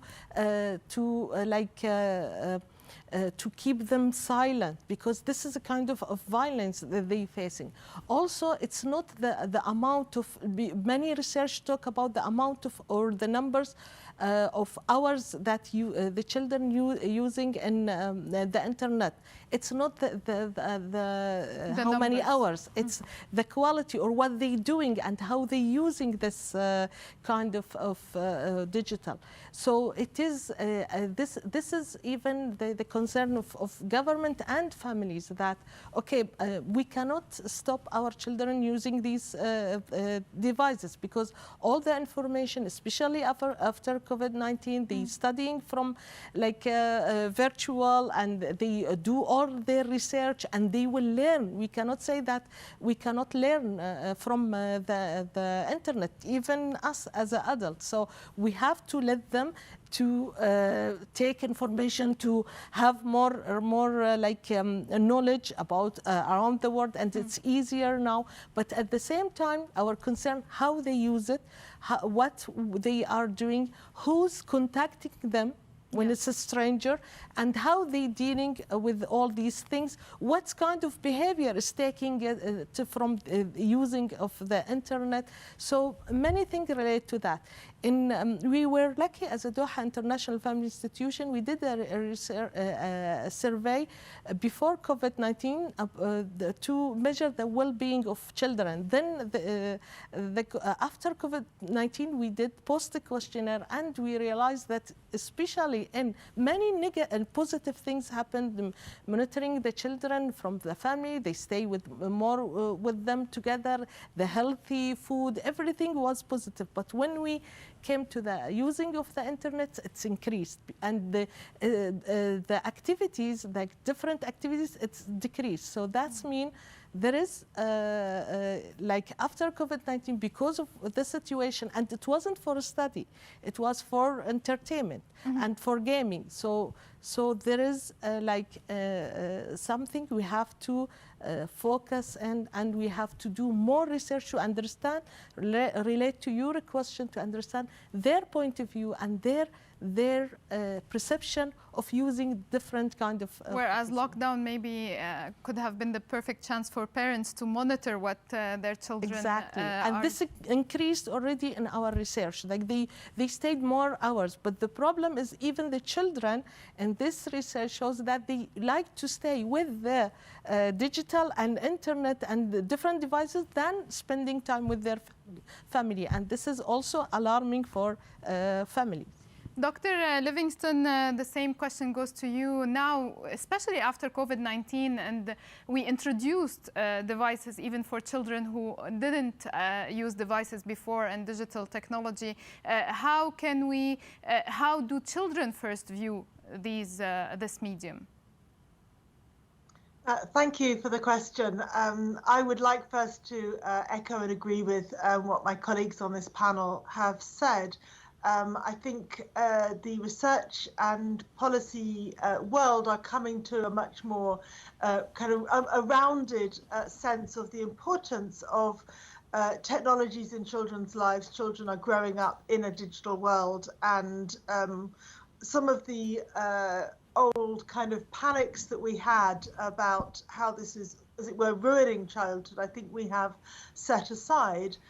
But in so doing, the evidence takes us to recognizing the importance of a more contextualized and more differentiated account in which we really think, as the last speaker just articulated, we really think about the particular needs, the particular purposes children have for engaging with digital world, and the supports and the problems in their life world, in their context of living, that kind of facilitates or hinders their access and their benefit from the digital world. So I think we're all coming to this kind of more contextualized approach, and it reflects what children themselves say. So there's been more and more consultation directly with children around the world in recent years, and we see children both saying the digital is our world. This is where we live. This is ours. We should have the right to access. They often say also, and at the same time they themselves articulate a view of how it doesn't serve their interests, how in many ways that digital world, that digital environment has been designed for adults. It's been designed in ways that don't recognize their needs, their vulnerabilities. Often the digital world doesn't speak to them in their own, literally in their own language, and also in a children's language, in a way that they can understand and feel welcome. And so it is a struggle for them. You know, both they love everything technological. They feel that it belongs to their generation more than the older generation. They're very keen to tell us how adults, older people don't understand their activities, the meanings they find online, the sense of belonging and identity that they find online. And at the same time, they feel often frustrated by how unwelcome they might be in certain digital spaces, or how difficult it is for them to have their needs met. So I think so I'm speaking really on the basis of the Global Kids Online Research Project, which I've done jointly with UNICEF and partners around the world. And we've worked in many countries, really getting a sense of the often very different experiences that children have in different parts of the world. And those differences are partly because countries are different on many dimensions, but also because the internet is different in different parts of the world. You know, along the whole kind of path from access, which is access considerations and barriers to access, are very, very salient to children still in most parts of the world. But even once they're online, for some children, the internet speaks to them in their language. In others, they have to struggle. In some, they have a very kind of hate-filled or very fraught and risky environment. And others, there are many more protections built in that do address children's needs and rights. In some parts of the world, parents are more anxious or more punitive and will punish children for doing the wrong thing online. And in other parts of the world, parents play a more empowering and enabling role because of the culture, or perhaps because of the familiarity with the internet, or even because the internet itself is not so risky in their country. So in Global Kids Online, we see enormous That's why I feel it needs a political That's why I feel it needs a political will, because the digital world is designed for consumers who are grown-ups, who are adults, who can pay, who can be commercially interesting, whereas for children, it needs to be government invested or NGO invested to have to prepare for them content that is more suitable for their needs and interests. Professor Vikram Patel, everyone here voiced the concern about the danger that children can face online, but you are also advocating the quality they could have, the qualitative time they can have online. How can we educate parents and caregivers to have this balance for children? Yeah, I think this is the big question, and I think the question really is, what is the kind of guidance we want to give to parents? And I think I completely agree with all the fellow panelists who said the picture is much more mixed, it's more nuanced. And in fact, my sense is the vast majority of children and adolescents use the internet in ways that are very much more meaningful to them. The question really is that this diversity, that adolescents and children represent very different groups. Not just countries are different, but within countries, there are hugely different experiences of children and young people. And so my sense is the most important guidance to give parents isn't a binary one, let them use the screen or not to use the screen, or even a quantitative one, how much screen time should you use, but actually to engage with their children to find out why they're using the digital world, in what way are they using it, what are they finding useful and what are they finding harmful, to actually become a partner with the child, to gain their trust, rather than looking over their shoulder to peep into what they're doing, actually sitting by their side to actually be part of that engagement. I think that would be one kind of advice I would give parents in order to be able to really unpack what's going on in their child's lives. And, actually, to be honest, this is what we also say with friends. Get to know your kids' friends. And the social world, of course, has completely expanded the notion and the definition of friends. But I think you can extend the same idea from the previous times when it was get to know your friends by calling them over for a play day, to actually let's sit together and see who you're talking to, how did you meet this person, etc. Actually, with the findings of Dr. Livingston, I felt like the times didn't really change that much. Children still feel misunderstood by grown-ups, so that's a good point. We can start there. Dr. Livingston, what are the tools, ongoing tools, to better assess and to better manage the interface between children and the digital medium? I think the tools are developing. Are you thinking of the kind of tools on the devices, on the various services? I think they are developing. I would love to see them develop much faster. And everything I learn about different parts of the world is that, as I tried to say, in some parts of the world, there's been a lot of effort by companies and also by the state to kind of build tools that will keep children safer and kind of respond to the risks that they face, so that if something goes wrong, they've got someone to call or a button to press or a help service behind the screen, as it were. But I think in many parts of the world that still is not in place, and enormous efforts are really still needed so that children have the freedom to explore, which is their, is very important to their development, but with protections built in and responsive services. And even, I'm sitting in a relatively wealthy country here in London, but even here children will say over and again, I want the freedom to explore, to find information, to find the spaces where I can belong. But when things go wrong, I don't have the trust that the services will be there to help me, and that the technology companies or the welfare services will kind of step in and look after me. I think as they probably would be more likely to in the offline world, if you like, but it's still new online, and it's still a struggle to make sure that the right supports are there in place. And often when they are there, they're complicated, they're difficult to work. People are frustrated that they don't quite provide what they want. So, back to the message of the panel, how important it is to listen to children and what it is that they ask for.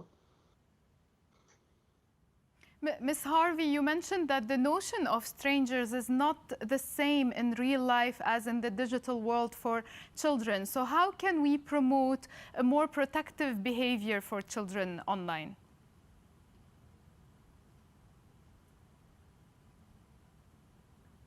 You need to unmute.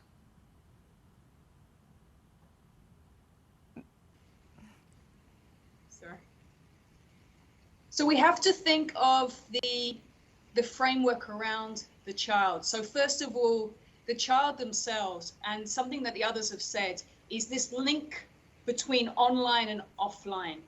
So first of all, we need to understand how children use frameworks and platforms and how they perceive risks. And information, messaging, skills development, it needs to be shaped by evidence of what works to reduce risky behaviors and promote positive behaviors. As another panelist said, we shouldn't impose our adult perceptions on what we think works. It has to come from evidence. But there's not a great deal of evidence about what works. And actually in this region, we're spearheading an initiative with ICT to close this gap. But what we do know is that the online and offline spheres should not be artificially separated. We must equip children with knowledge and digital literacy skills appropriate to their age, but we've also got to recognize the importance of interpersonal skills development, such as communication, such as conflict resolution, and the resilience to help children navigate the internet safely, to make appropriate choices and mitigate the risks that they encounter. Comprehensive sexuality education is also a key element, and making this division between online and offline spheres is not helpful. It's critical to foster resilience in broad terms so that children have the skills to navigate risks offline and online so they don't turn into harm. And just maybe to pick up on the parents, because our research really showed that there's not strong digital literacy and understanding among parents and caregivers. A preferred approach is to restrict and it's to block access and to take devices away. And these attitudes are often informed predominantly by these headlines of fear and risks and harms. And very few parents are engaging in talking to their children constructively and looking at this as online skills development as part of childhood development. And on the opposite side, teens are saying if restrictions are imposed, we know how to get around them. And as one child said to us, the strictest parents create the sneakiest children. And they told us then they're reluctant to raise concern with their parents because they fear that when their parents hear about the risks, they'll take away access. So they stay quiet. So what we need to do is equip parents with knowledge, with skills, with an understanding of how risks can be navigated, and recognizing that their children's skills and capacities are evolving in the same way as they are in the offline world, and to foster an openness that encourages children to share concerns and bad experience, seek guidance, seek support, so that they're not going to think we're going to automatically block it. We're going to listen, and we're going to help you navigate these risks to take better decisions. And as a policy and a strategic approach, digital literacy and digital parenting should be integrated into parenting programs that governments and other NGOs and other actors run.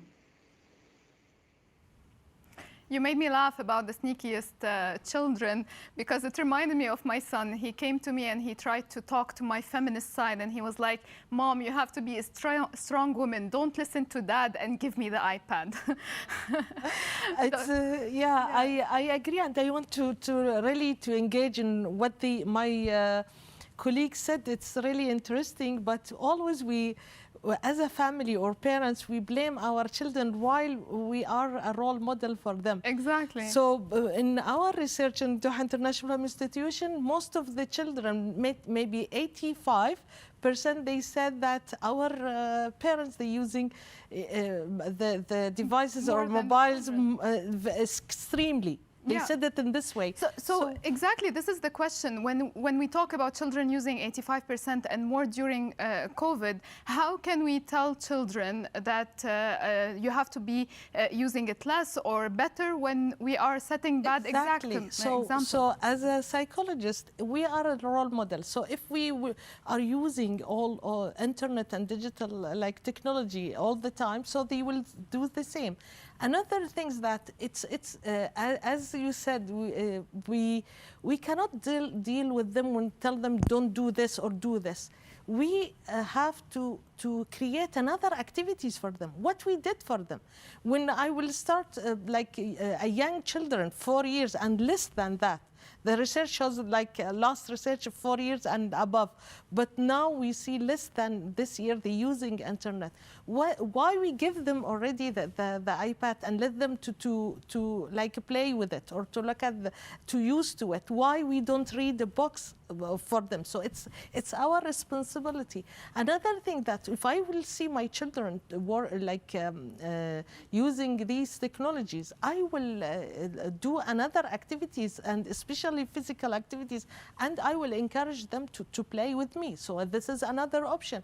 Also, it's very important, as my colleague said, we have to learn to know what is their life, what is the interesting of things in the digital. I remember before even I get married, when you say to my nephew that why you 24 hours just facing this. He said you don't know the positive taste of staying and playing that. So I try to understand him why he said that, while I don't feel this interesting in playing these games. So it's very important to engage them, to talk about them.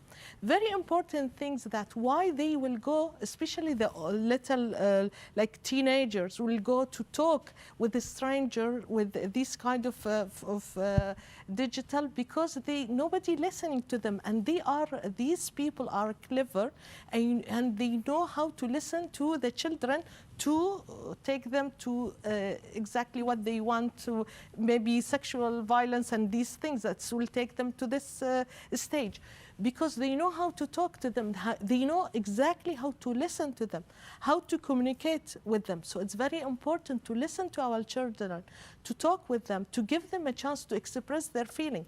When my nephew said that it is simulating, it's something you cannot feel it. So I told him, okay, good, I want to understand what is this feeling. I want you to show me why it is interesting for you. I will not say no, it is something like your generation do it, we don't do, we prefer to read books or to look at the different devices, while we are even in our generation doing playing these games and doing these things. So why I don't engage in these games and play with them? So it's very important to educate family from the beginning. So when I will start to think to have a child, I have to do parenting. Yeah. And in all aspects, it's not just in relate to digital, because I can see some new mothers that they prefer to give the iPad to their young child just to see films because they are busy, they don't want to hear their voice or something like that. So it is started from us as a family, as a parent. So it's very important to educate the children and to engage in their interested things, and at the same time to involve in all the activities that they do and listen to them. It's very important, listening to your child. If we want them to have quality time online, we have to give them quality time as well. Professor Vikram, how can industries and governments ensure that there is online content for children and it is high quality and useful? So there's a real tension here between actually censorship and monitoring and making this information available, creating opportunities for designers to create information and engagement kind of interaction for children and young people. My own sense is we haven't found the right balance to this, but I think, as my fellow panelists have really emphasized, I think the right thing to do is to have parents, teachers, and others who are actually involved in the daily lives of children and young people, actively engaging with them as they interact with the social world. Of course, I think there is a broader societal concern, and I must acknowledge that, the need for some kind of societal watchdog or monitor to make sure that content on the internet, and this is not just for children and young people, I think this applies across the board, but perhaps more specifically for children and young people. One of my colleagues spoke, for example, about the risks that more vulnerable children and young people have of being groomed for sexual exploitation. There's no question at all that there needs to be much more robust monitoring and surveillance. And this requires not just governments to be doing that, but very importantly, the large media companies, the tech companies that actually, we're hearing all the time, for example, of how Facebook and other social media companies are being misused by people for very, very awful reasons. For example, for generating hateful reactions between subgroups in the population, or by subverting elections, etc. And of course, the same platforms are also being used for nefarious purposes to hurt the well-being of kids. And I think, therefore, we must make it their responsibility. It has to be their responsibility. Ultimately, they're selling a product, and I think it is their responsibility to make sure that that product doesn't cause harm, in the same kind of way that we hold tobacco companies responsible, really, to make sure that the product doesn't cause harm to children and young people. I think we really need to put that responsibility. But of course, the state needs to have very robust legal instruments and surveillance mechanisms to make sure that children are being protected. I will move to the Q&As with you, Dr. Livingston. You have a question from the audience. Today, the number of children with access to the internet and to a range of digital devices has been steadily increasing. How does the active engagement of children in digital world relate to the construct of well-being, especially as regards its social, cultural implications, with focus on the critical cultural tradition rather than the media effects tradition? Thank you. That's an interesting question, and I understand it, I think, as saying we've often asked what it is that the technology, that the digital world does to children. Does it improve their well-being? And we've actually struggled, I think, as we heard right at the start, to really show that the technology in and of itself improves well-being. What we see rather is that if we think about children's context of life, their need for belonging, their cultural traditions of which they are part, and their social and information needs, then we can understand whether and how the technology can benefit them. And we can, if you like, kind of follow their pathways through their engagement with technology and show it can benefit, but also how it can go wrong and how the vulnerabilities they experience in their lives or that they encounter through their digital engagement, these vulnerabilities can mean that adverse outcomes result, and that undermines their well-being. So, you know, it's very different pathways followed for children. Our aim, of course, from the research world and also policy makers and practitioners, professionals, is to try to find ways to think of those pathways in a positive direction that benefits well-being. So I think in this panel so far, we've talked a little about binary outcomes. You know, is technology good or bad? I think it would be helpful to think also about pathways to learning, pathways to resilience, pathways to well-being, and what are all the factors that can help a child along that journey. Professor Patel, we have a question for you. You mentioned the importance of not generalizing the broad positives and negatives of social media. Are there different mental health, both positive or negative, depending on the type of social media platform used? Are there tailored responses that children or their parents can adopt?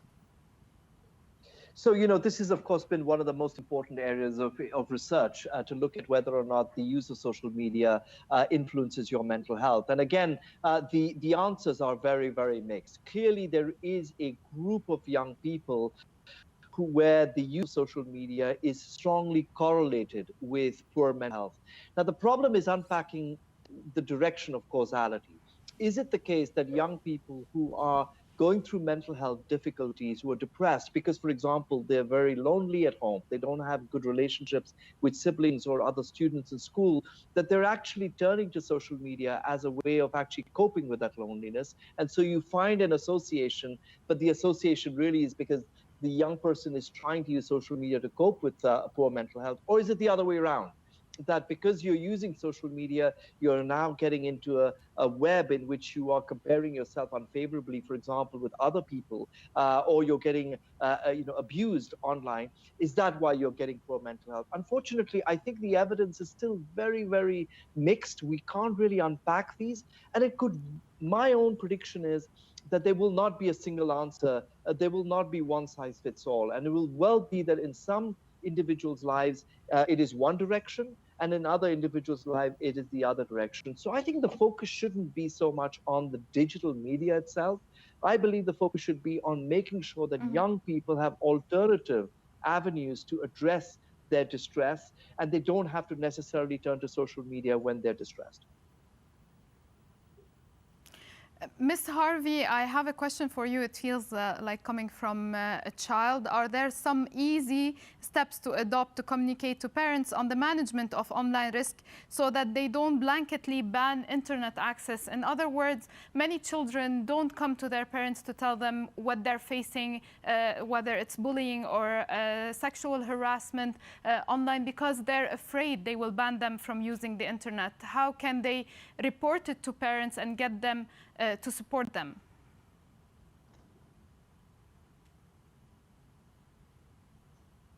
You need to unmute again.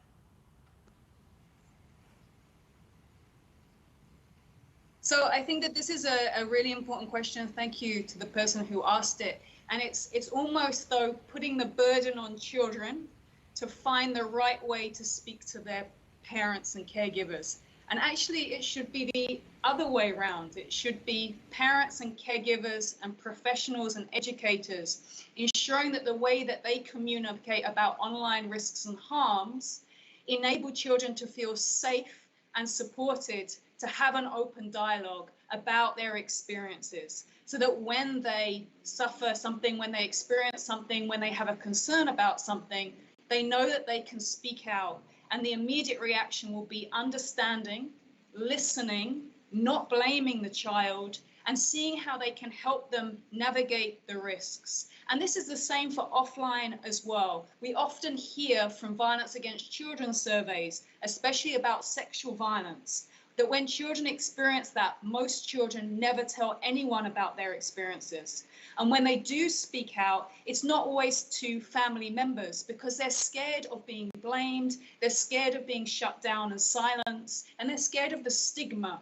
So again, it's our responsibility as adults, as caregivers, as parents, as educators, to create an environment where children feel safe, not blamed, supported, and given the tools and information that they need to be able to navigate safely. So I would say if that's a young person that asks, the burden shouldn't be on your shoulders. It should be on ours as adults to create that environment for you.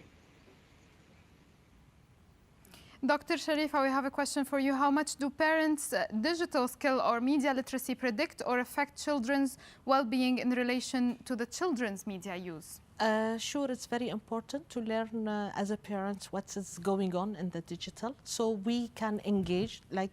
And this will even will create good relationship with our children. When we will understand how they feel about a game or to play with them, or how they to engage in any kind of a program or films that they like to see together, and communicate during the playing or engaging to indirect positive and negative things that happening in this program. So the communication even will open space for the children to, if they face any problem, they will talk about it. If they feel that there is something like dangerous, they will discuss it with their family. So it's very important to understand exactly what they are doing, how they doing this, and who's they even contact there, especially as the professor said, that to know our children friends. So when they will see them in normal life, it's more important to know who they already contact with, and to understand if they are, at the same age, or they, just people that they are just dangerous for them or not. But many children today also talk about privacy. So how can you be their friend and not their parent when it comes to this, for them to include you in their private circle? I think it's meaning to be friend with your children. This will give this relationship. If you are good in this, then the privacy, it's something that when they will feel dangerous, they will talk about it. When there is something they have to talk about it, they will talk about it. I don't have to know everything about my children. Privacy is very important. But it's very important when they face any problems, when they have any challenges, will be the most safest person for them, it's the parents, not others that they will give them another things. And it's not easy. We can say it easily, but it's to start from a very young age to have this relationship with my child. That's why it's very important, especially in our region, to have a policy to even force the new mothers to, or fathers, like parents, to engage in training how to raise their children. It's very important. Especially that we're using new techniques in parenting that we didn't have ourselves as children, so we don't actually have reference to it. So it won't harm anyone to have such a training. I think it's sorry to say that. I think if we as a psychologist will stay with young mothers and talk about, or parents talk about the challenges that we faced with our client who faced problems because they're using digital, I think they will understand the cause of this, so they will protect their children from these harms. Because there's a thin line between being a helicopter mom and a supportive mom. Professor Patel, I have a question for you. What is the basic level of provision access that you consider a minimum right for children in the digital age? Do governments have a duty to provide this basic level?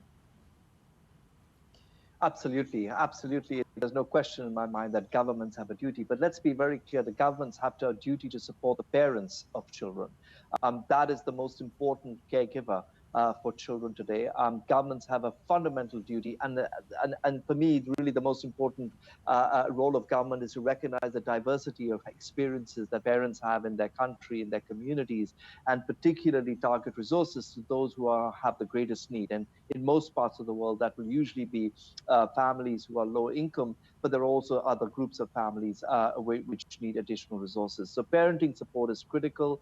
I also want to add, as we talk about remote learning, which of course is a very important positive use of the digital world, we need to recognize that actually the digital divide was great even before the pandemic, and inequalities risk being further enhanced in the last 8 or 9 months because of the shift of schooling to digital worlds. And so it's also very important for governments to be recognizing this and ensuring that families who do not have access to the internet or devices are being adequately equipped so that their kids don't fall further behind. I have a question that will go for all of you, so I will start with you, Professor Patel. What specific policy recommendations do you think government should adopt urgently to safeguard children while online? Briefly, because we're in our last minutes. Just two things I want to say. First of all, I think we do need to have more robust monitoring of the big tech companies. And secondly, I think we need more research to be able to unpack the individual characteristics of children and the way they use the internet that can help us understand what causes harm. Ms. Harvey, what's in your opinion, the most urgent policy that needs to be taken by governments? So I think in addition to integrating into the school curriculum, outreaching to children to ensure that they have the skills to navigate risks wherever they occur, ensure that parents have the skills and understanding to support their children, we must recognize a nexus between online and offline vulnerabilities to reduce those vulnerabilities to prevent harm in all spheres. We must have robust child protection and justice systems to prevent, support children to recover, hold perpetrators accountable. And the ICT industry has a clear role to play in creating safer platforms for children. And the policies and programs that seek to enhance and protect the well-being of children must be rooted in evidence of how children interact online, the impact, what works, rather than only our assumptions and perceptions as adults.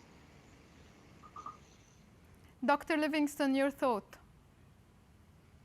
Well, I agree with everything that has been said, and since some of my favourite points are already made, let me add something about the profitability of the companies who are providing the digital infrastructure in our world, because it is currently in their interests as part of the attention economy to take children, all of us, ever more in the direction of extreme content, problematic content, content that gathers attention and likes and so forth. And we see children over and again being taken down a dangerous journey.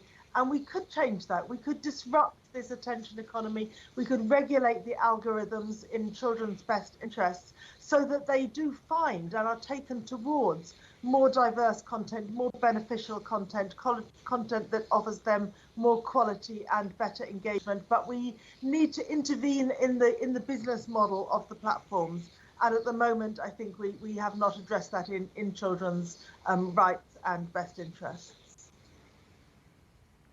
Especially that this business is based on our attention and our psyche, our mental health, our knowledge. Dr. Al-Imadi, what policy needs to be taken urgently by governments? I can't agree more with my colleagues. That they said most of the things, but I think that I will add that engaging young in the research to see their perception, and I agree to control that platform from the ICT. So it's very important, and this point it came from parents in one of our research.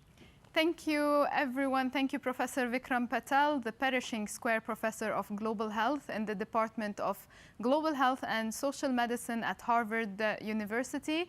Dr. Rachel Harvey from UNICEF, Regional Advisor on Child Protection for East Asia and the Pacific region.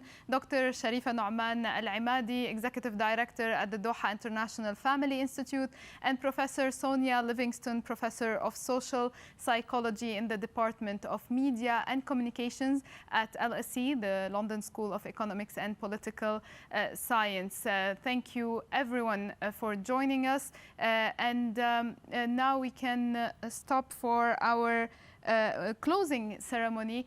We're almost at the end of today's program, and it's time to check in on the artist Safiya Al-Bahlani and see if she's finished the art piece specially commissioned for today.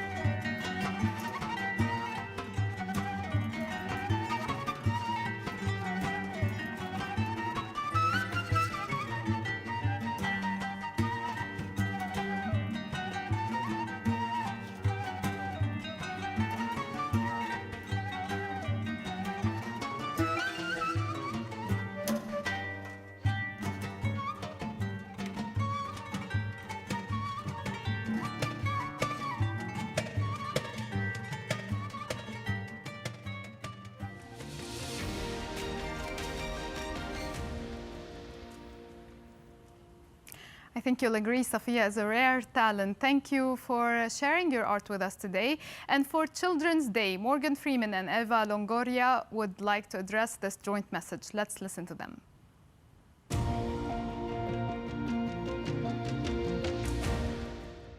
Hi there, this is Amir Khan. I just want to wish the children of Qatar around the world happy Children's Day. Just want to say I hope you guys are really safe, really doing really well, working very hard in life. And, you know, we have been through a very tough year with the COVID. So we just have to stay strong, stay together, and hopefully this will pass by and we'll say goodbye to it. All right, guys. Hello, I'm Morgan Freeman. I'd like to take this opportunity to add my voice to the voices of others who are calling for children's rights to be respected. Children's voices must not only be heard, they must also be listened to. I wish everyone a very happy International Children's Day. All children, both girls and boys, deserve an opportunity to fulfill their potential and the right to be listened to. But if I can just speak to the girls for a moment, remember that you have the right to be happy. You have the right to be ambitious. You have the right to be treated with dignity. You have the right to a future free of violence, exploitation, and oppression. Feliz Día Mundial del Niño. Happy World Children's Day.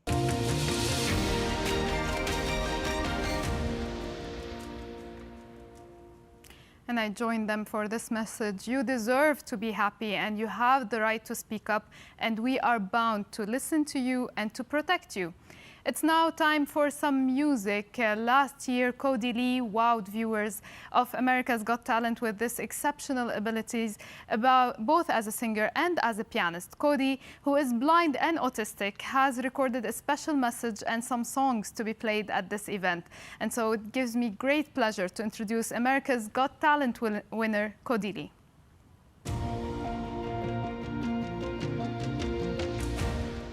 Hello, everyone. Happy World Children's Day! My name is Cody Lee, and I've been invited by Wish and UNICEF to play few songs for you. I'm happy to be contributing to an event that emphasizes the rights of all children, including children with complex needs. Heck yeah!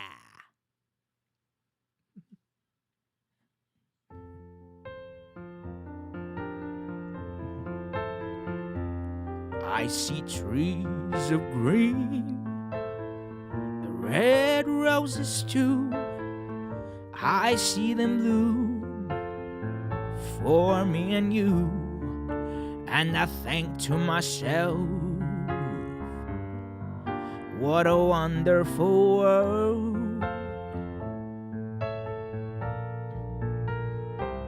I see skies of blue, clouds of white, the brightness of day, the dark say goodnight, and I think to myself,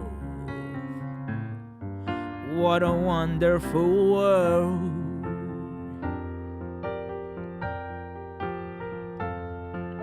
The colors of the rainbow, so pretty in the sky, or also on the faces of people growing by. I see friends shaking hands, saying, how do you do? They're really saying, I love you. I hear babies cry, I watch them grow. They'll learn much more than I've ever known. And I think to myself, what a wonderful world. Yes, I think to myself, what a wonderful world. Oh, yeah.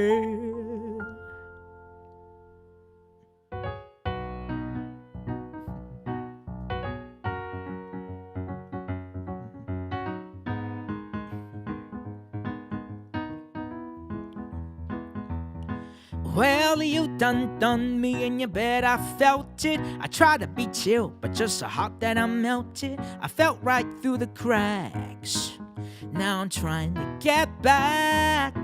Before the cool done run out, I'll be giving it my bestest, and nothing's gonna stop me but divine intervention. I reckon it's again my turn to win some or learn some, but I won't hesitate no more, no more. It cannot wait. I'm yours.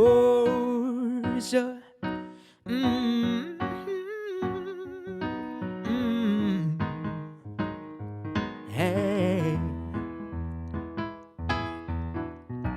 Well, open up your mind and see like me. Open up your plans and dang, you're free. I look into your heart and you'll find love, love, love, love. Listen to the music of the moment, people dance and sing. We're just one big family, and it's our God-forsaken right to be loved, love, love, love, loved. So I won't hesitate no more, no more. It cannot wait. I'm sure there's no need to complicate. Our time is short. This is our fate. I'm yours. Do do do do do, but do you want to come on? I scooch all over closer, dear, and I will nibble your ear. I shoot the boom, boom, boom, boom. Whoa, whoa, oh, oh, oh, oh, oh, ha ha. I've been spending way too long checking my tongue in the mirror and bending over backwards just to try to see it clearer, but my breath fogged up the glass, and so I drew a new face and I laughed. I guess what I'll be saying is there ain't no better reason to rid yourself of vanities and just go with the seasons. It's what we aim to do. Our name is our virtue, but I won't hesitate no more, no more. It cannot wait. I'm yours. Well, open up your mind and see like me. Open up your plans and dang, you're free. And look into your heart and you'll find that the sky is yours. So please don't, please don't, please don't. There's no need to complicate. And cause our time is short, this is our fate. I'm yours. Ah.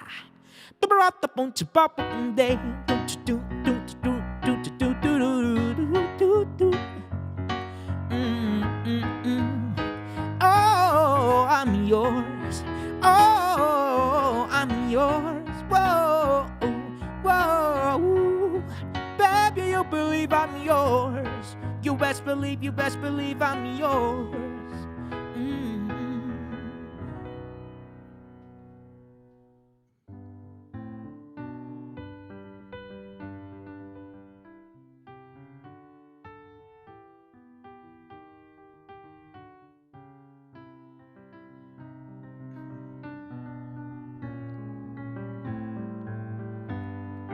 Blackbird singing in the dead of night.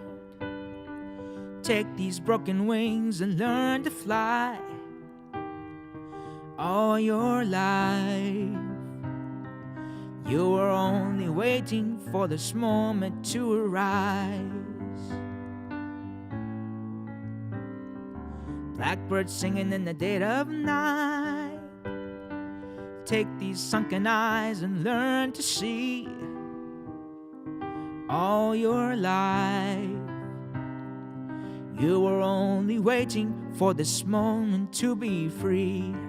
Blackbird fly, blackbird fly into the light of a dark black night.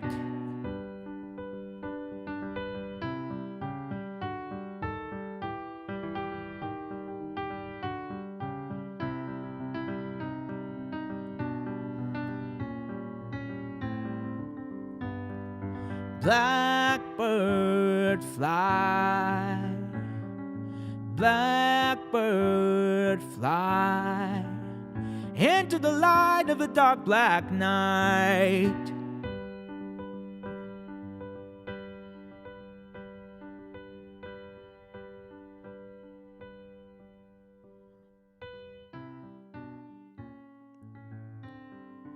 Blackbird singing in the dead of night.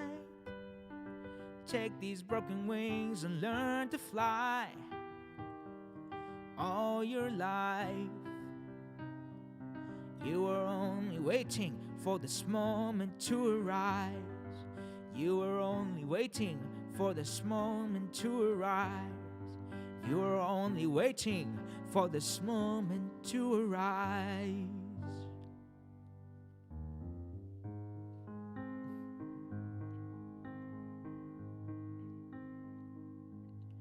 I found the love for me.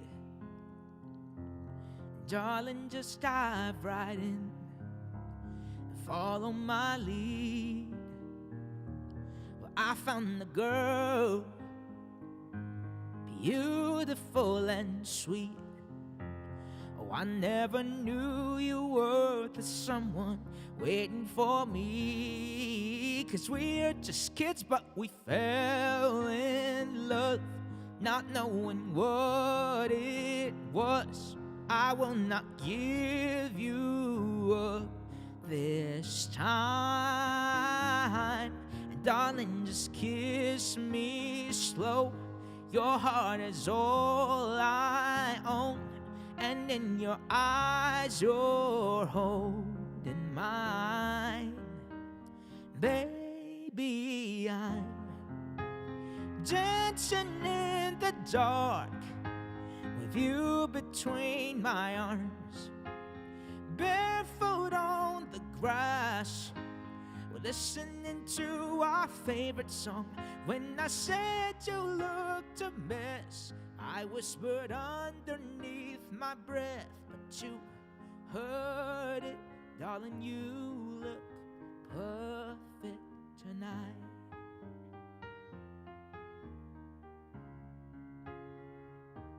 Well, I found a woman stronger than anyone I know. She shares my dreams. I hope that someday I share her home. I found the love to carry more than just my secrets, to carry love, to carry children of our own. We're still kids, but we're so in love, fighting against all odds. I know it'd be alright this time. Darling, just hold my hand. Be my girl, I'll be your man. I see my future in your eyes. Baby, I'm dancing in the dark with you between my arms, barefoot on the grass. We're listening to our favorite song. When I saw you in that dress, looking so beautiful, I don't deserve this. Darling, you look perfect tonight.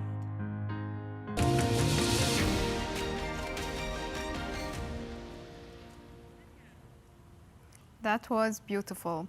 Over the last month, Wish, with the support of Qatar Charity and the team at Ibtishar, have been running the program Innovators of Tomorrow, encouraging high school kids to explore ways to use innovation to promote good health.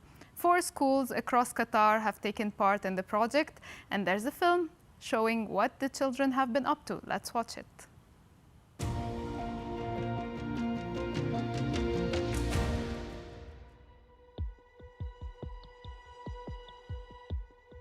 I decided to join the Innovators of Tomorrow program because I realized there was not enough awareness about the current health problems. My app will allow the patient to create alarms and then name the alarms based on their medicine. And if the patient doesn't snooze the alarm within a certain time period, it's going to send a notification to all registered family members and the patient's doctor. I learned more about global healthcare challenges, and I've built a robust base in app development. سويت لي برنامج اسمه استرخي وأي حد يقدر يستفيد من البرنامج يعني. I decided to join this program and activity to improve our healthcare about sports and making diet. What better way to test my knowledge than to compete versus other schools and other people that share the same passion, and also create an app that promotes healthcare.